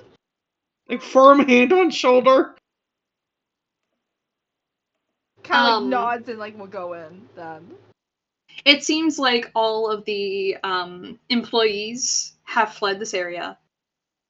And Milo kind of looks around and looks at the crumbling, like, half of the building off in the corner before turning to all of you. And he looks at Richard in particular, how blood-covered all of you are. And he looks stressed out, and he's just like, oh dear God, oh dear God. Everyone okay? You're all okay? Looks over He at Kitten. just blinks. Kind of is just like, Just too upset.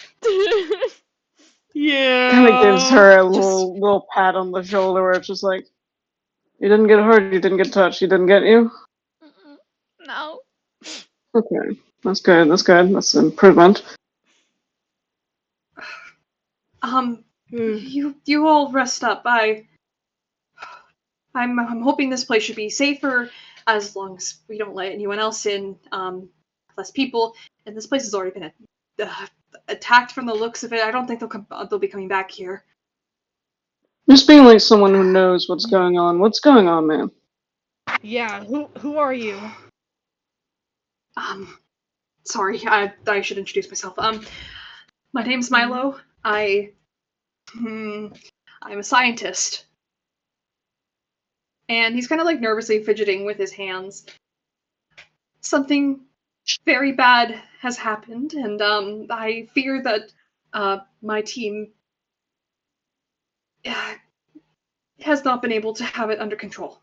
One of our AIs has gone rogue, and someone released something that they shouldn't have.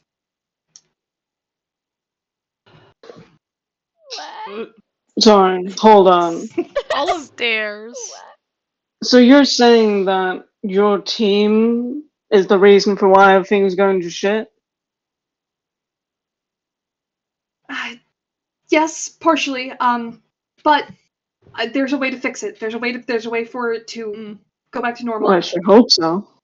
Mm-hmm. So how do you fix And it? he opens his mouth for a minute and he closes it again. I need to know if you are willing to help me first with stopping this. Because of, Sure. You know what? Sure. Oh. I mean, what else? We're probably gonna die either way if we don't do it. I mean, look at what was going on out there. If it possibly saves our lives, then it's worth it. Yeah, it's either do or die at this point. Pretty much.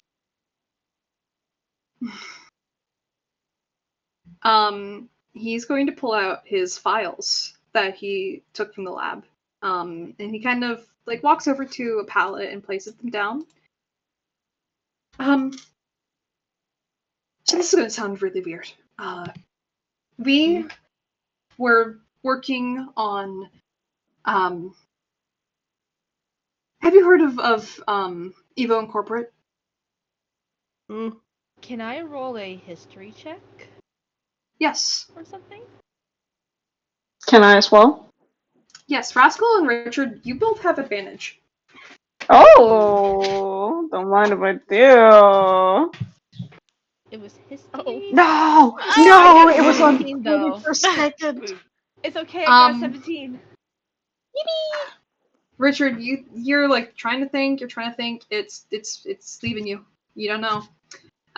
You thought maybe your company worked with them. But you've worked with so many companies. It's kind of starting to blur together. Rascal, that's the company your dad works for. His face visibly pales as he kind of like gets closer. Yeah, I know of this corporation. My dad works there. Your dad works there? Yeah. Do you know Chance or Enzo Rivera? Yeah. Enzo's my coworker. Yeah. Shit. He kind of like rubs his head a little bit. How much has your dad told you about his work? Nothing. He's told me nothing about it. I just know that he's a scientist and that's it. We work on trying to find ways to help improve humanity. You know, sometimes we pair up with pharmaceuticals to try and make medicine that will help prolong longevity or help combat certain medical conditions. We were trying to work on essentially the greatest achievement that we've ever made. And we were still in the testing for it. It was never ready at all. And some of our clinical trials have gotten out of control from the looks of it. Because someone accessed files that they shouldn't have, and not only did they use a lot of the clinical trials for our drug that we were testing on people who should not have used it at all. It was not safe for human testing. But they've released them. And now, those people out there are infected with whatever it has evolved into. Someone gave access clearance to an AI we were working on. Her name is Mother. She was supposed to be she was an AI meant to help us with developing research for it. She took over the terminals and she wouldn't let us shut down the system. And now she's saying that it's her test subjects and her test project. Mm. And he's going to pull out the files on Mother. Let me go ahead. How are you guys feeling, by the way? How are you looking? Did this AI end up having so much clearance? I don't know. She wasn't supposed to have those clearance. She wasn't supposed to have any access to the administration files. I don't know how she got a hold of them. So, we're in a zombie movie. I hate zombie movies. This is like, I mean, it's kind of like a zombie movie. It's a zombie movie, and then there's AI takes over the world. So we're double fucked, aren't we?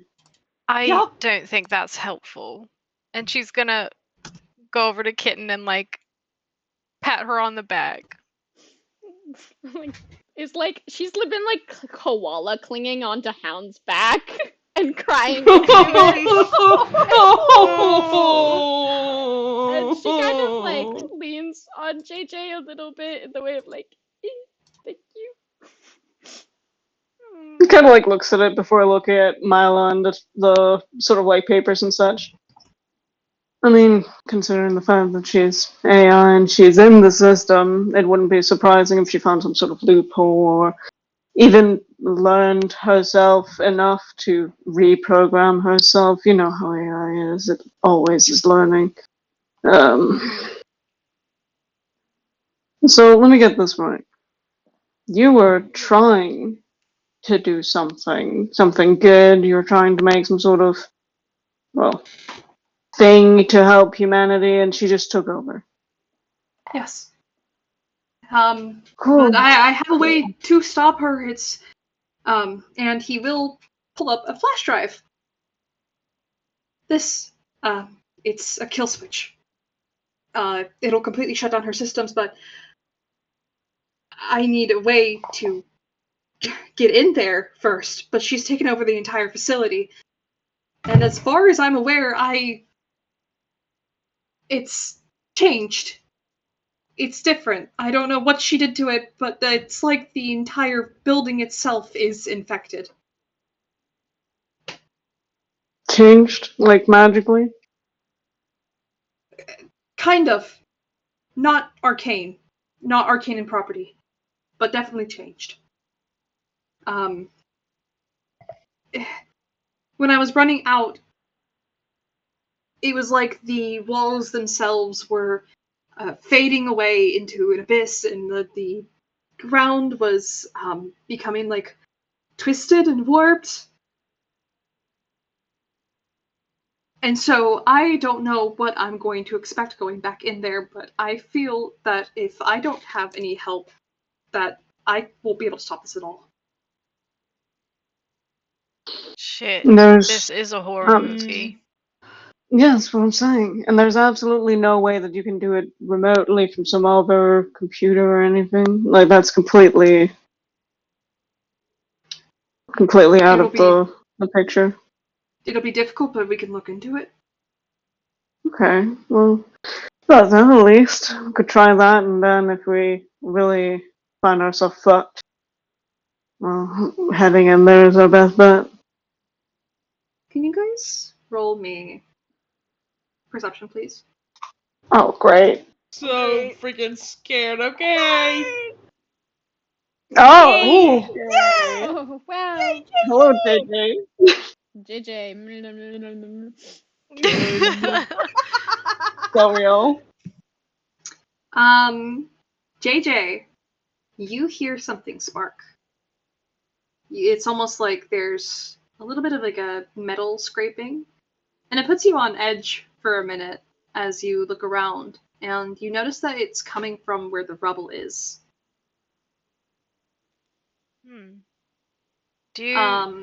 Does anyone else hear that? Richard, you can hear it. Kind of like listens to it for a moment, doesn't lift his head, is just kind of like focusing on where it is. Yeah, I do. Kind of like looks around. Is it from the rubble? I think so. Might be some broken electricity situation if, you know, the shit got broken into. You got anything on you? A shiv? Anything? I can, I Go ahead. I have a sword. Okay, well. good. You got a sword? Mm-hmm. Got a sword. Him, apparently. looks over to Kitten. Looks over to Kitten. Sorry, but like kids What's just wrong like with- through tears, just like mourning the death of Jean, who is like so friendly with her all day. Just like you just got a sword. You're just carrying around like Well, a you little know. sword. Like that's something you just do. No. What's wrong with the God sword? forbid the boy has hobbies. Yeah, and What's like wrong with the sword? he'll show off his little sword. Okay, well, maybe put that in your hand. You kind of points at JJ. What's your name? JJ. Okay, you're gonna help me look at that thing. Kind of points at the rubble. All right. Come on. And he's gonna go investigate what the fuck is sparking. Same. You can see in the rubble, kind of half damaged by the rocks, but still like, pretty intact. Is a broken automaton dragon that is currently shut down. Wicked. Hmm. It's a little robot thing. Hey, science man. Is this yours? No, that's not mine. But he does seem to brighten up when he sees it as he kind of like walks over. That's one of those aid machines. They're usually good for security tech.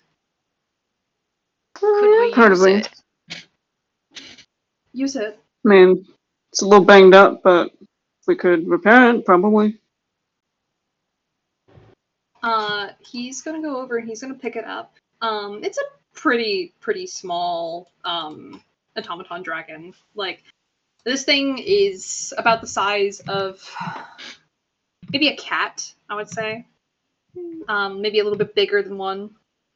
As he kind of like looks it over and opens up the panels on the back, it seems like a lot of it is damaged from the rubble, but it should. If I mess with it, I should be able to get it at least on and working, and maybe we can upgrade it. Might be fixable. worth it. Hmm. Okay. I mean, kind of like looks at it before looking down at Salazar and kind of holding up his bag. Salazar, with your oh so great security, these guys are pretty security, like, good in that field, right? Yeah, a lot of times they come with built-in guns, unless you got the ultra safe pet model, quote unquote. Then they remove the guns and replace it with like pellets. We can hope. If anything, we can take the bullets. JJ is staring at Salazar like, what the fuck? Yeah. Salazar waves with his tongue. Staring from afar, like, oh. Did your Hey. briefcase... Did you just Yeah, say hi to me? You sure Yeah. did? I did. Right, okay. I think someone needs to check me into a mental institution. Probably gonna be a little hard about right now, but you'll be fine. He does this. He's not abnormal. Kid over there has talked to him at the subway. He's a warlock patron. It's a You're not pleasure going meeting crazy you. yet. Full name is Salazar, Deathbringer upon the world, first plague, demon prince of the seventh layer of hell, Lazarus' sin, devourer of all. Okay, I'm not calling you all of that. Why does no one ever fucking call me that? Why does no one ever call me by my full name? Is this so much to ask for one person to call me by my full name? Yes, You can call him it is Salazar. quite a lot.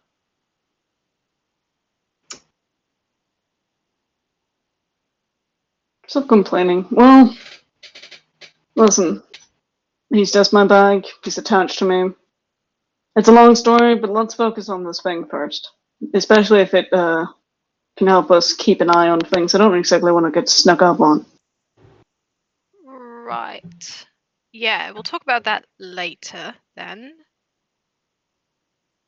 Trust me, he'll yap your ear off. Come on. Milo will go ahead and bring the little automaton over to the pallet and place it down. And he kind of like opens the panel and searches through. He does remove a few components, most of the broken ones at the very least. Does anyone carry any like tools on them, or if you can find any tools, I can see what I can fix here. I look through his stuff. I got rope. That's all I got. I don't think I got much. The only thing I have is a crowbar.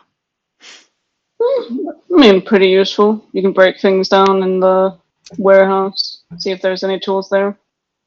Right. Probably look around then. Mm-hmm. You can go ahead and roll me investigation if you're looking around. Done.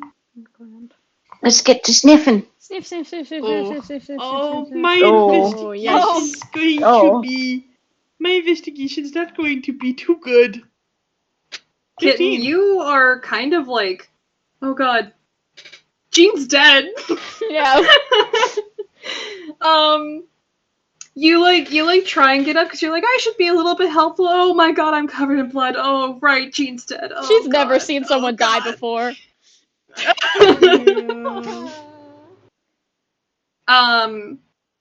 JJ, you are kind of like looking around. You do smash a couple boxes with your crowbar, and you don't really find anything like that would be useful for tools.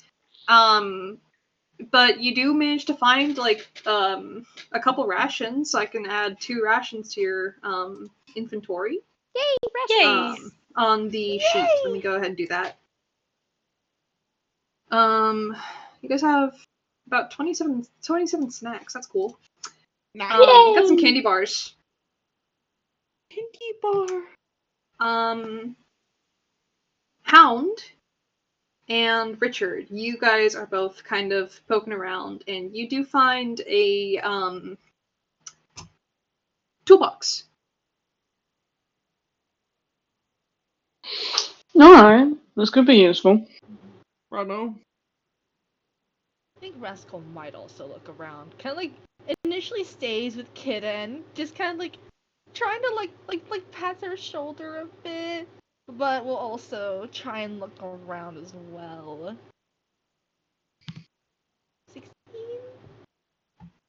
Roll me 1d3, please. Oh.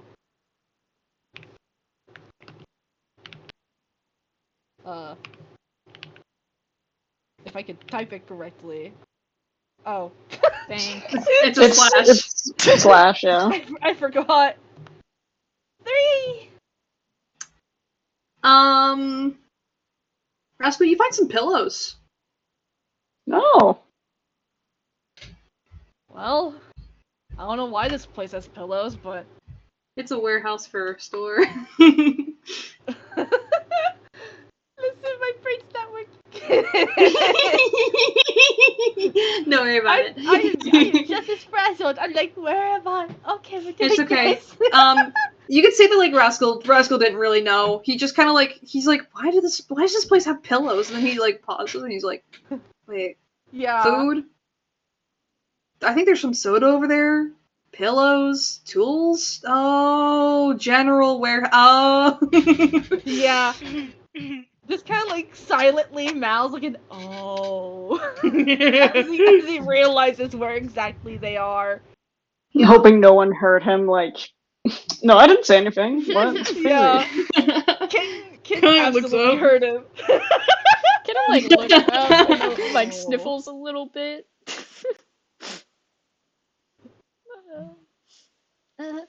Um, Pillows. go ahead.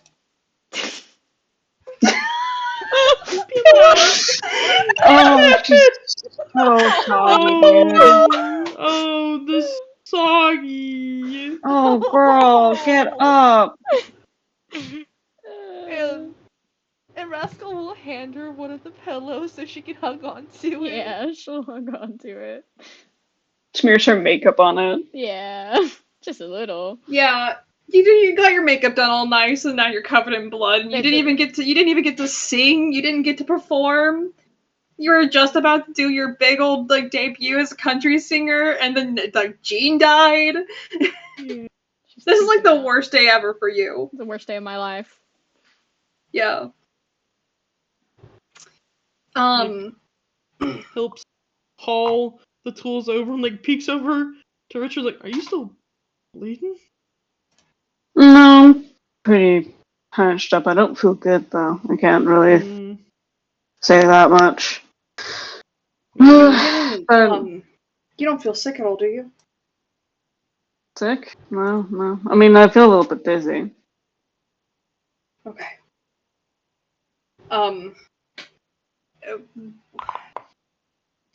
If you don't mind, I might need to at the very least monitor you for a little bit. You should be fine for now, sure. but just as a precaution. You want to make sure I don't turn into one of them, kind of question mark with like quotation marks. That would be preferable. You know, you don't really need someone turning in here. That would be really bad. Nope. No, my luck. I wouldn't be surprised, but hey, try not to. At the very least, I don't think that it's a one and done thing. I know that like, you know, zombie movies make it seem like you get bit, you're done for. This isn't a zombie virus. Well, not really like that. It's in the trials. Man, you're that really we've done, selling it, huh? Listen. In the trials that we've done, the subjects that we've tested on, the mice and the rats, they sort of, it acts like a sickness, kind of like it starts with fever, they get the symptoms, but some of them recover. And some of them have had positive symptoms, like, the growth, the rapid healing. That's what we were aiming for. Rapid healing, the ability to be stronger, improve muscles. The reason why I didn't pass any clinical trials is because the negative side effects were too high. As long as you don't start feeling sick, we should be fine. But I think if you do feel sick, it's curable, at least. So it's not like a death sentence. Mm-hmm. Well, what's this cure you keep yapping about? The thing about that is we don't have one. It's great. like your body fighting off the virus itself. Okay. Well, another reason not to get caught or bitten or whatever the hell passes this infection until we know what the fuck we can do about it. But yeah, no, I'll say if I feel sick. He nods and he looks over to Rascal as he works on the automaton. You said your dad is Enzo. Do you, in the morning, are you able to maybe see if we can meet up with him? Yeah, I could try, yeah. Okay. Maybe send him a text or something? Yeah, I'll do that right now. And he will, like, just kind of, like, sits down on the ground next to the pallets and will just start texting his dad. By the way, JJ, your phone is blowing up with pictures and stuff from your bandmates. It seems like they're safe. They're taking pictures of like the smoke that is like rising from like the middle of town. And they're like, some crazy ass terrorist attacks going on. Oh my god. She's gonna text back and say it's a lot worse than that. Worse than a terrorist attack? Yeah, trust me, way worse. Shit. Like, how worse? How bad? Like zombie, rogue AI, apocalypse type of horror movie shit. Oh, that's real bad. It's real bad. You know, all those movies about AI taking over the world, that was a warning. Maybe we should have listened.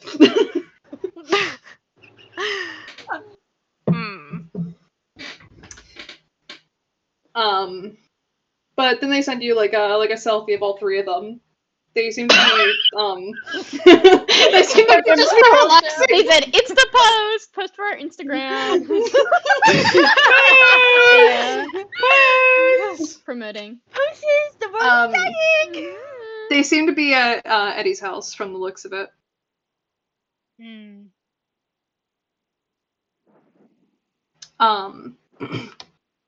But after a minute, Milo does eventually close up the little hatch on the dragon and places it in a sitting position as he presses the on button to see if it'll work. And it takes a minute as the dragon sparks before the screen lights up. Registering. Hello. I am AidBot. Oh. Would you like to register your names, please? Kitten?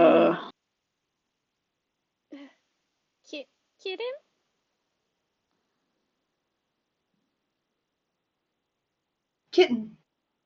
Registering. Uh, It is a pleasure to meet you. Right. And Milo kind of like smiles a bit, and folds his hands. I had to reset it to its factory settings, but it should be in perfect working order.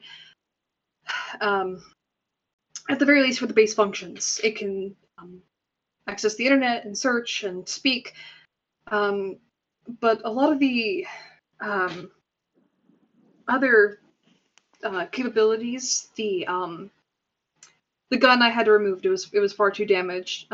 So the only weapons that it actually has is the claws. It doesn't seem to be a very advanced version of this model. The RAM is very low, and it's missing some of the capabilities of like the flight is going to be very limited due to the damage. Some of its fins are ripped, but at the very least, it's working. Would you like to register it as a name? Like, register our names or register? No, like register a name for it. A name for it. A name for it. Best I got is it critter. kind of looks like a cat, so what about kitty? Or was that too close to kitten? I feel like I that think it's a might little be a too little too close. close. Yeah. Maybe something like nice, like flower. Flower? Something. Flower.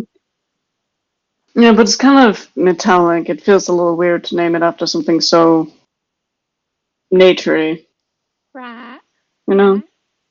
Sure. What was it you right. said? Hound? Or, well, I overheard your name. Kind of gestures at Hound. Yeah, just, I said critter. Critter. It looks like a little critter. I mean, I think it is a little critter, right? I mean, it looks like one though. Look at its little points its little paws. It lifts its paws and it opens it and closes it. Oh, Oh, oh my goodness. it's kind of Oh, cute. look at it. I mean, I'm not opposed to critter. Yeah, I don't mind critter. Yeah, critter's cute. Critter works. Registering name. Would you like me to refer to myself as Critter? Yeah. Sure. Name registered. Hello, my name is Critter. Hi, Critter. There you go. I'm Pound. Hound. It is a pleasure to meet you. Cute. Forgets the horrors for just a second. Yeah. Absolutely just fawning over this creature. Yeah. Well, it seems like critters probably. It's cute. Hi, It looks to the critter. rest of you. Yeah.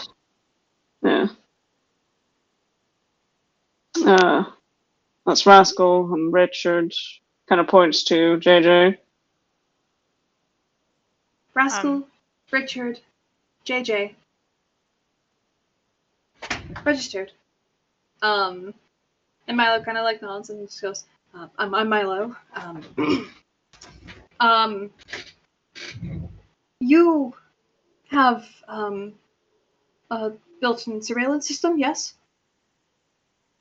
Incritter kind of like tilts its head a little bit. Yes.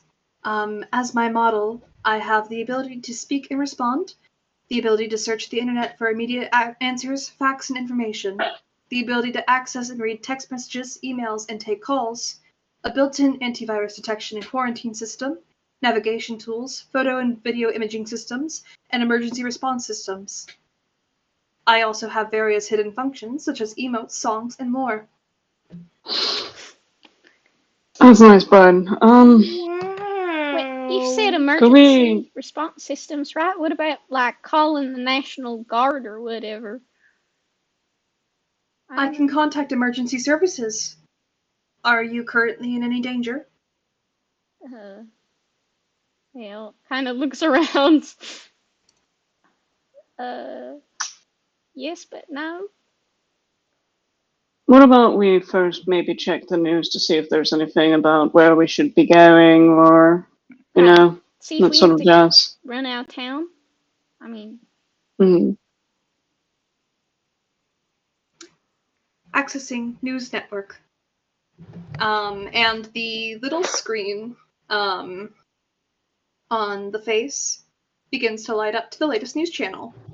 You can see currently that the news seems to be covering the various different attacks that were performed in the city. The amount of deaths and casualties are still being counted, but due to the suddenness and severity that seems to have popped up in not just one place, but multiple. The city is currently imposing a curfew and a lockdown. And you can see that every single emergency service is currently patrolling and working to try and ensure that they can find as many infected as possible. Some of the news anchors are currently attributing it to zombie apocalypse movies, as said before. And some of them have been speculating that it may have been a necromancy incident, like a lich or some sort of rogue wizard. It doesn't seem like anyone has suspected that it may have been an illness or the facility in particular that was responsible for it. And it says currently that their suggestion is to just shelter in place. Great. so we're trapped in the city. Most likely, yeah. It, Is it happening anywhere else? Outside of New York? It looks like that it's just in New York.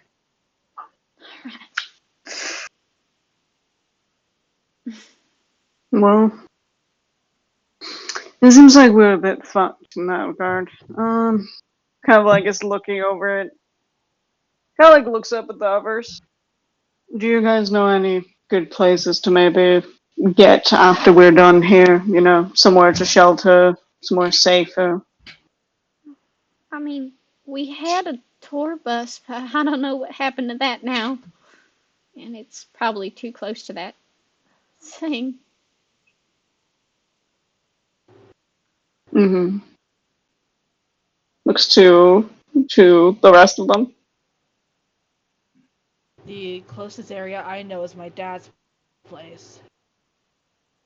But Roscoe, I your don't phone know. has been blowing up, by the way. Your mother has been texting you and demanding where you are. Oh no! Uh-oh. He mm. turns his phone on do not disturb for a moment.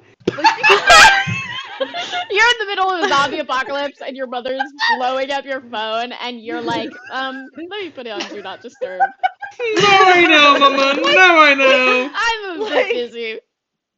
A little busy. he does message her back like I am safe.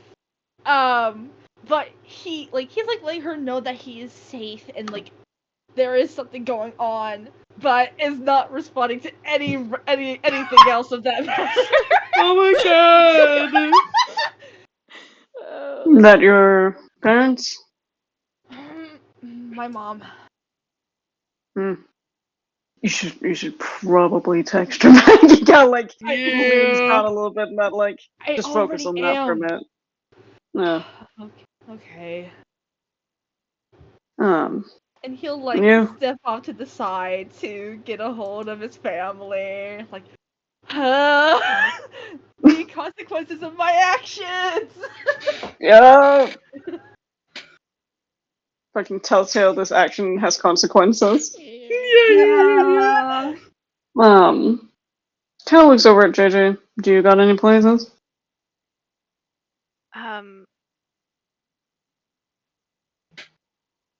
I don't know. Okay, that's fine. I have either my apartment and then, of course, Rascal, the kid over there, has his dad's. Um, I know a bar and I know a sandwich place. I'll likely offer a shelter if anything, but whether or not they've already been broken into, well, kind of gestures. Kind of a gamble. I can probably find us a few ways around. Kind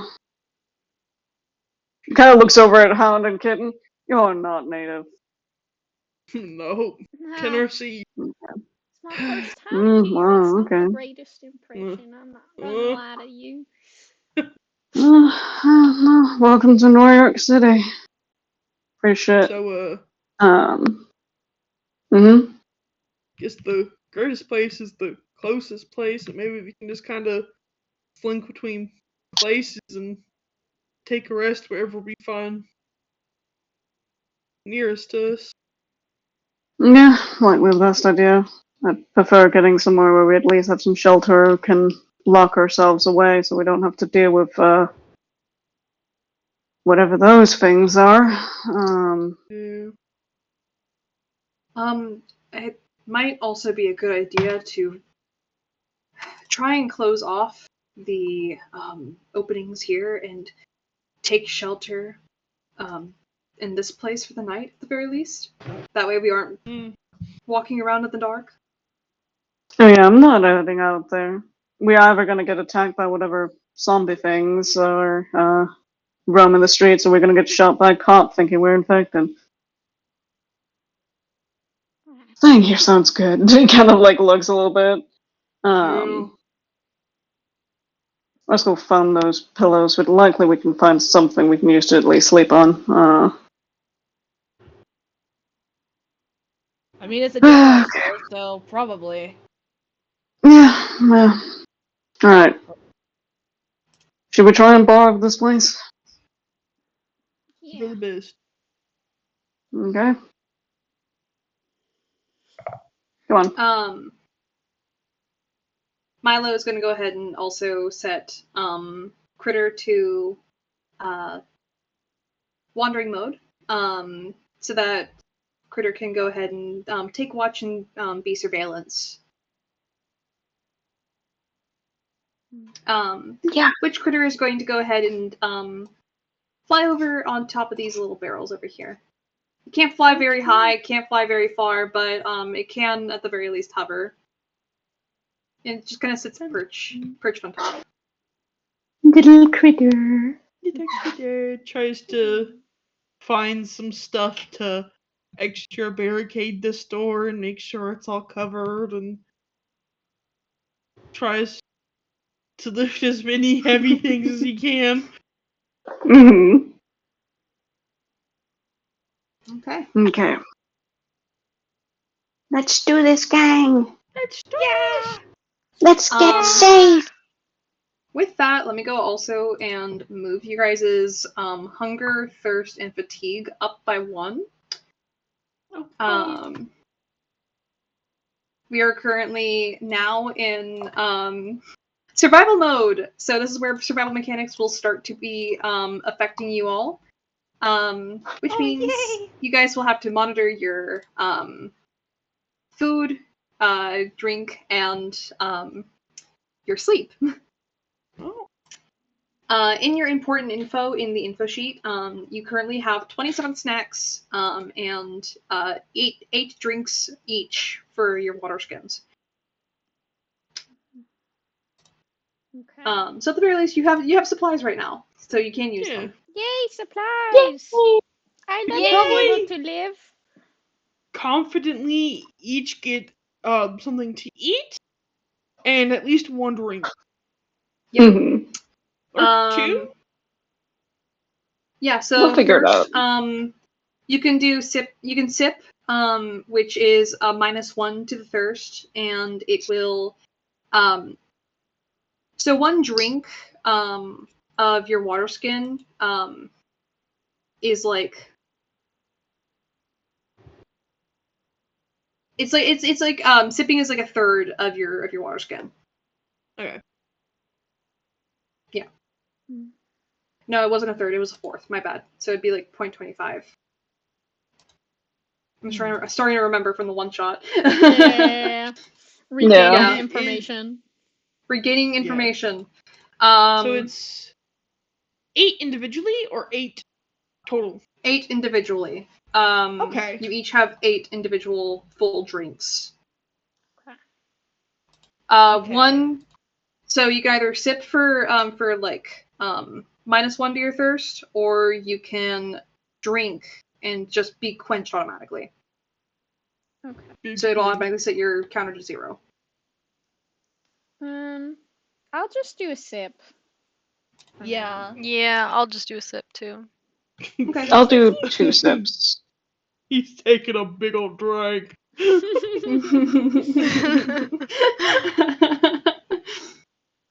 Okay, so it goes down by 1, you said? Are you taking a drink or are you sipping? Sipping. It goes down by 0.25, so you would be at 7.75.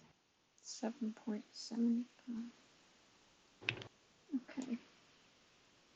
Where is that? Yeah, I'm at 7.5 because I took 2 sips.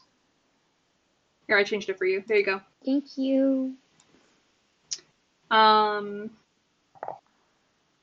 Was JJ sipping? Yeah. Okay. Just 1? Yep. Okay. So let me go ahead and mark you as 2 thirst. Kitten's at 2 thirst. Rascal's at 2 thirst. You already got it. And Richard's refreshed. Okay. Cool. And then for snacks, let me see. Where do I have it? snacking is also -1 to hunger. So all rations count as snacks. Meals is where it automatically makes you makes the counter 0.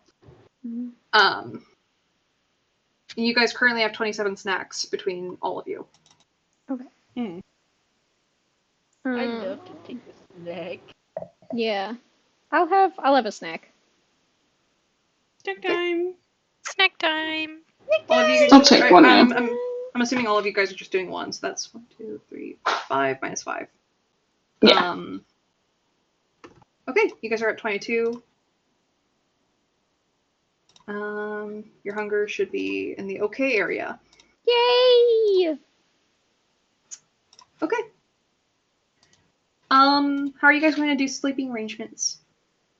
I'm sticking close to Hound, man. Yeah. Is there like a office-y area, like a break room area?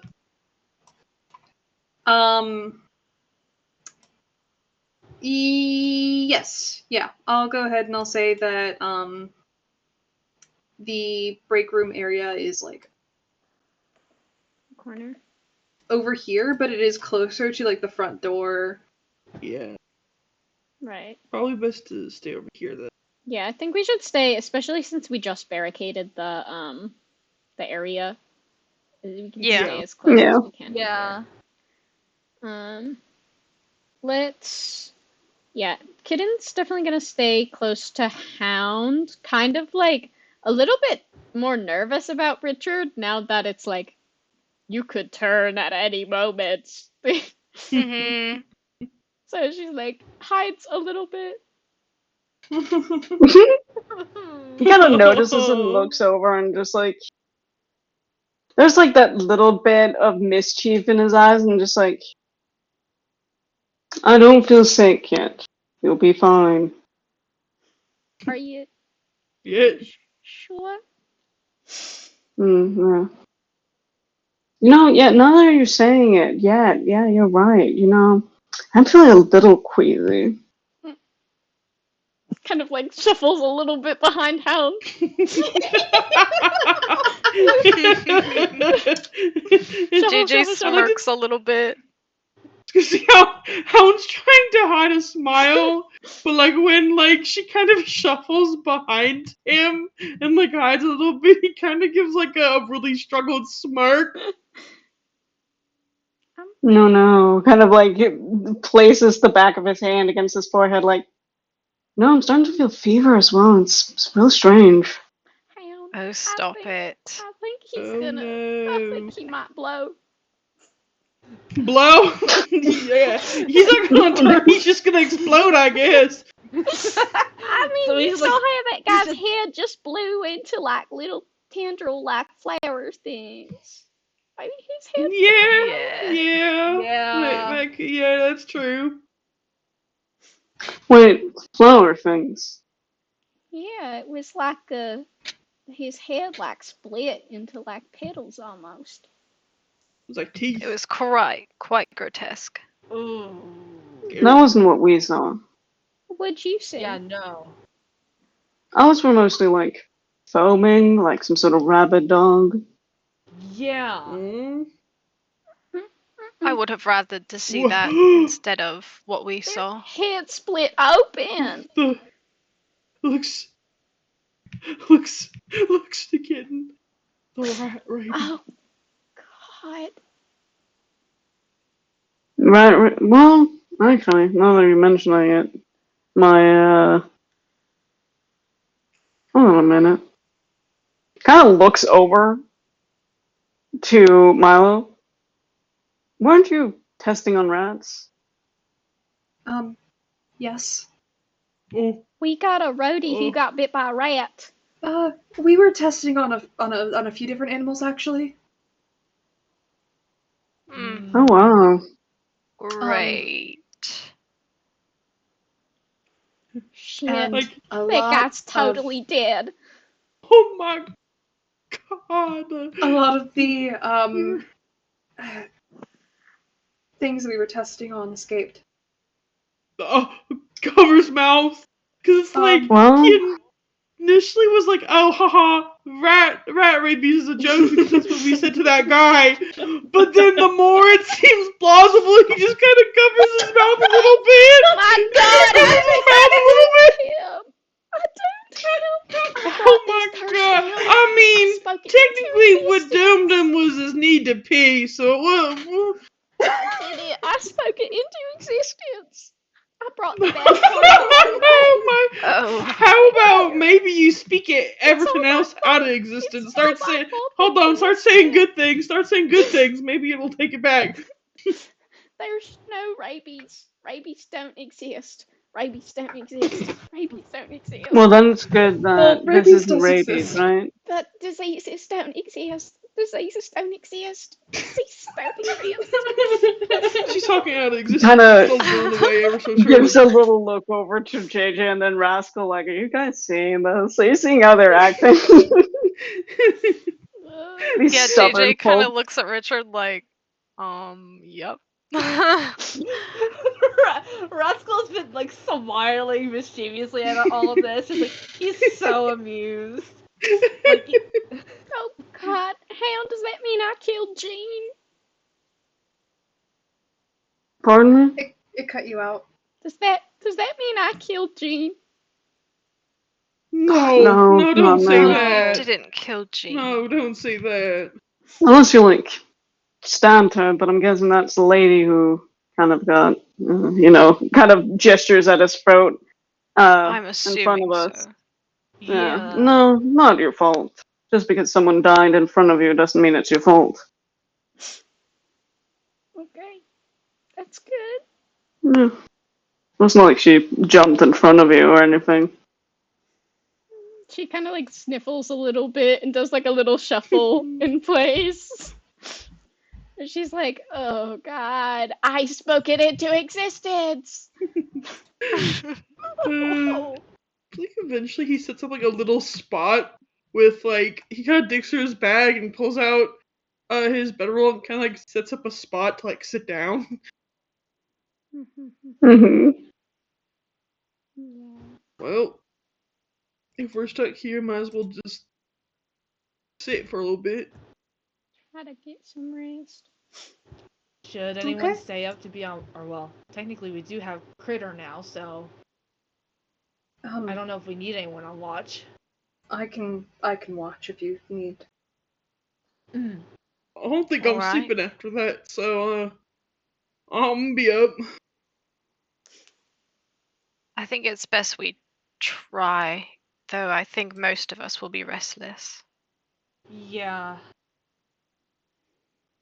Good to try at least. Let's try and keep on the sunny side, yeah? JJ kind of smiles, like that was kind of cute.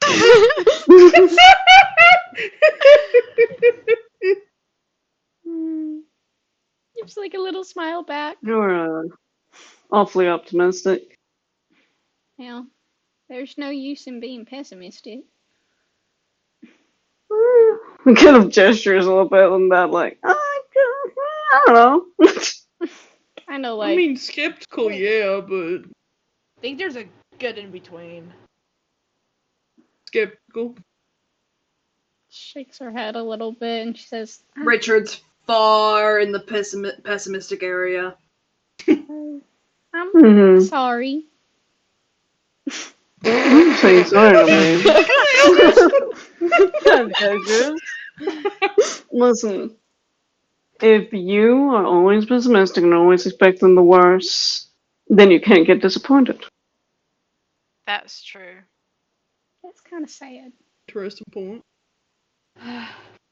What about like, Not the first time I've been called sad, so I'll take it. sorry. That is a fair point, though. Yeah. Mm-hmm. I don't know. I'd just like to But hope that maybe we got a bit of a chance. Hopefully. I don't want to die We here. technically do.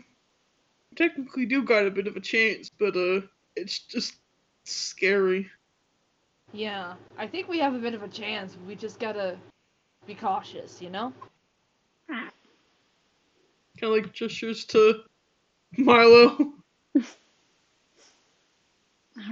I'm Fiddles gonna with his hands. try and get some shut-eye. Kind of like looks between them all. She's gonna Be for the like best. try and lay down. Okay. Rascal's In that gonna make case- himself a little moment, like a little space right beside the barrels, and is also gonna try and stir me, but it's also still texting his mom. Your mother is blowing up your phone, and she's like, "Where the hell are you? Are you safe? Are you okay? You are so grounded. You are so dead. Why are you not home? Why did you sneak out? Your window is open? Are you crazy? It's not like I knew this was going to happen. But I am You safe. still snuck out!" But I am safe. I am with people. With strangers.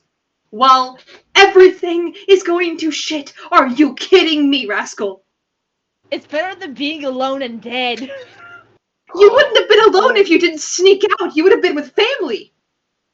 Your brother's been crying all night, worried about you. Oof. Like looks up at the aggressive like text noise from across the way, because he's been kind of idly just texting the rest of his family because they've been like texting as well, and he kind of like slowly looks up and over at him, and he just kind of is like, yeah, having an argument over there. My mom's pissed. Mm. She's so pissed. If I live through this, I'm gonna be dead. Not by death, Living but by through her it now. hands. Living through it now, passing away later. It's like a little delayed, huh? Yeah. So, what'd you do to make her upset?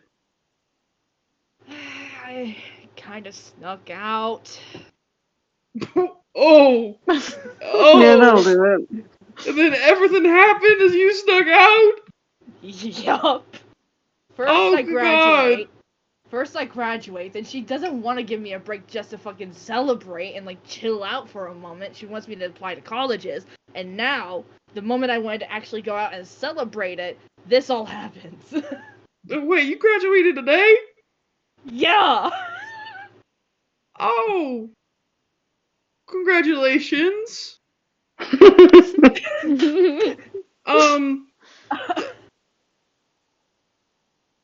Well, Yeah. and he just kind of like puffs out his cheeks a little bit. Oh, not a good way to celebrate, huh? Nope. Wow, the first day of adulthood, I get stuck in an apocalypse. Huh. Congratulations. If I get any wink of sleep, it's gonna be because she probably went to bed. She's probably gonna be blowing me up all night. Do you want to set it to the side for a little bit since you officially told her that you're safe and with people? Probably for the best. Yeah. Otherwise, you're just gonna keep going back and forth until the sunrise. Yeah, pretty much.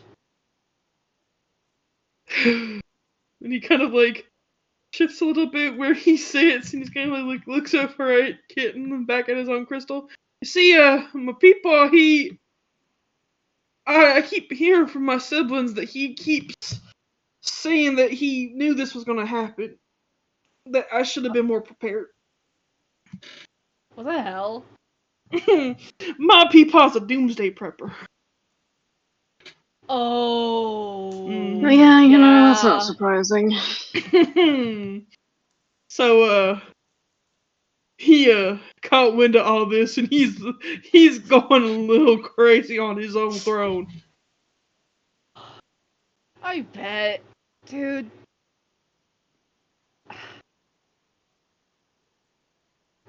That's fucking nuts. The one day you guys come into town and it goes to shit like this. It's crazy, don't you think? It is. JJ's like gonna turn over from like where she was going to go to sleep, but she heard the term doomsday prepper and was like, what? So she turns over and looks at him and is like, doomsday prepper. Like one of those cuckoo for Cocoa Puffs people that saves all that food and supplies. The quote Yup. unquote inevitable end of the world. Yeah. Yup. Oh, the amount of money I've had to put into his bunker and his rations, everything is absolutely insane. He kind of like motions with his hands a little bit. Wow. I keep saying we have to cut him off. And she kind of like rubs at her eyes a little bit and turns over. Big yawn. Well, at least if it does spread outside of New York, he's got that at least. Yeah. Right.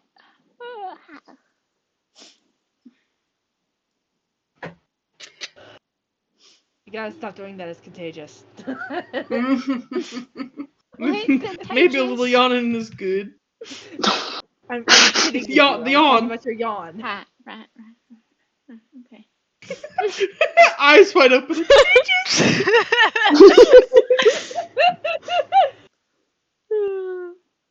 And one more thing before Rascal goes to bed, he's going to actually message his dad, like, as like, pretty much be like, "Hey, with all this stuff going on, we need to talk. Can I come over with my party?" You see that, like, dad is typing thing for a good while. Like, maybe about, like, 5 minutes straight of just that. Oh. And sometimes it stops for a minute, and then it keeps going. Oh, Before eventually God. you get the text of, that's fine. Oh, wow. That's Thanks, Dad. Oh. Glad you're safe. Love you. Ooh. Oh. Rascal he leaves the messages on scene. Damn! Rascal, you are like evil to your parents, but fair. I was gonna say, I mean, with dad, yeah. Damn! He said to his dad this morning that he loves him. He just all this for just some fucking AI. Shit. But with that, are you guys ready to end session? Yeah. Yeah. Yeah. All right. That will mark the end of session 1. I want to thank everyone for joining us in the Twitch stream. I hope you guys had fun. We will be uploading the VOD on YouTube if you missed anything. So feel free to go ahead and watch that when it comes out. And once again, thank you for being here for our debut. It was very fun. Welcome to the world of From Deep Within, where rogue AIs release viruses onto the world. Yeah. Yeah. Thank you Oh, guys. yeah. Thank you. Thank you all. Bye bye.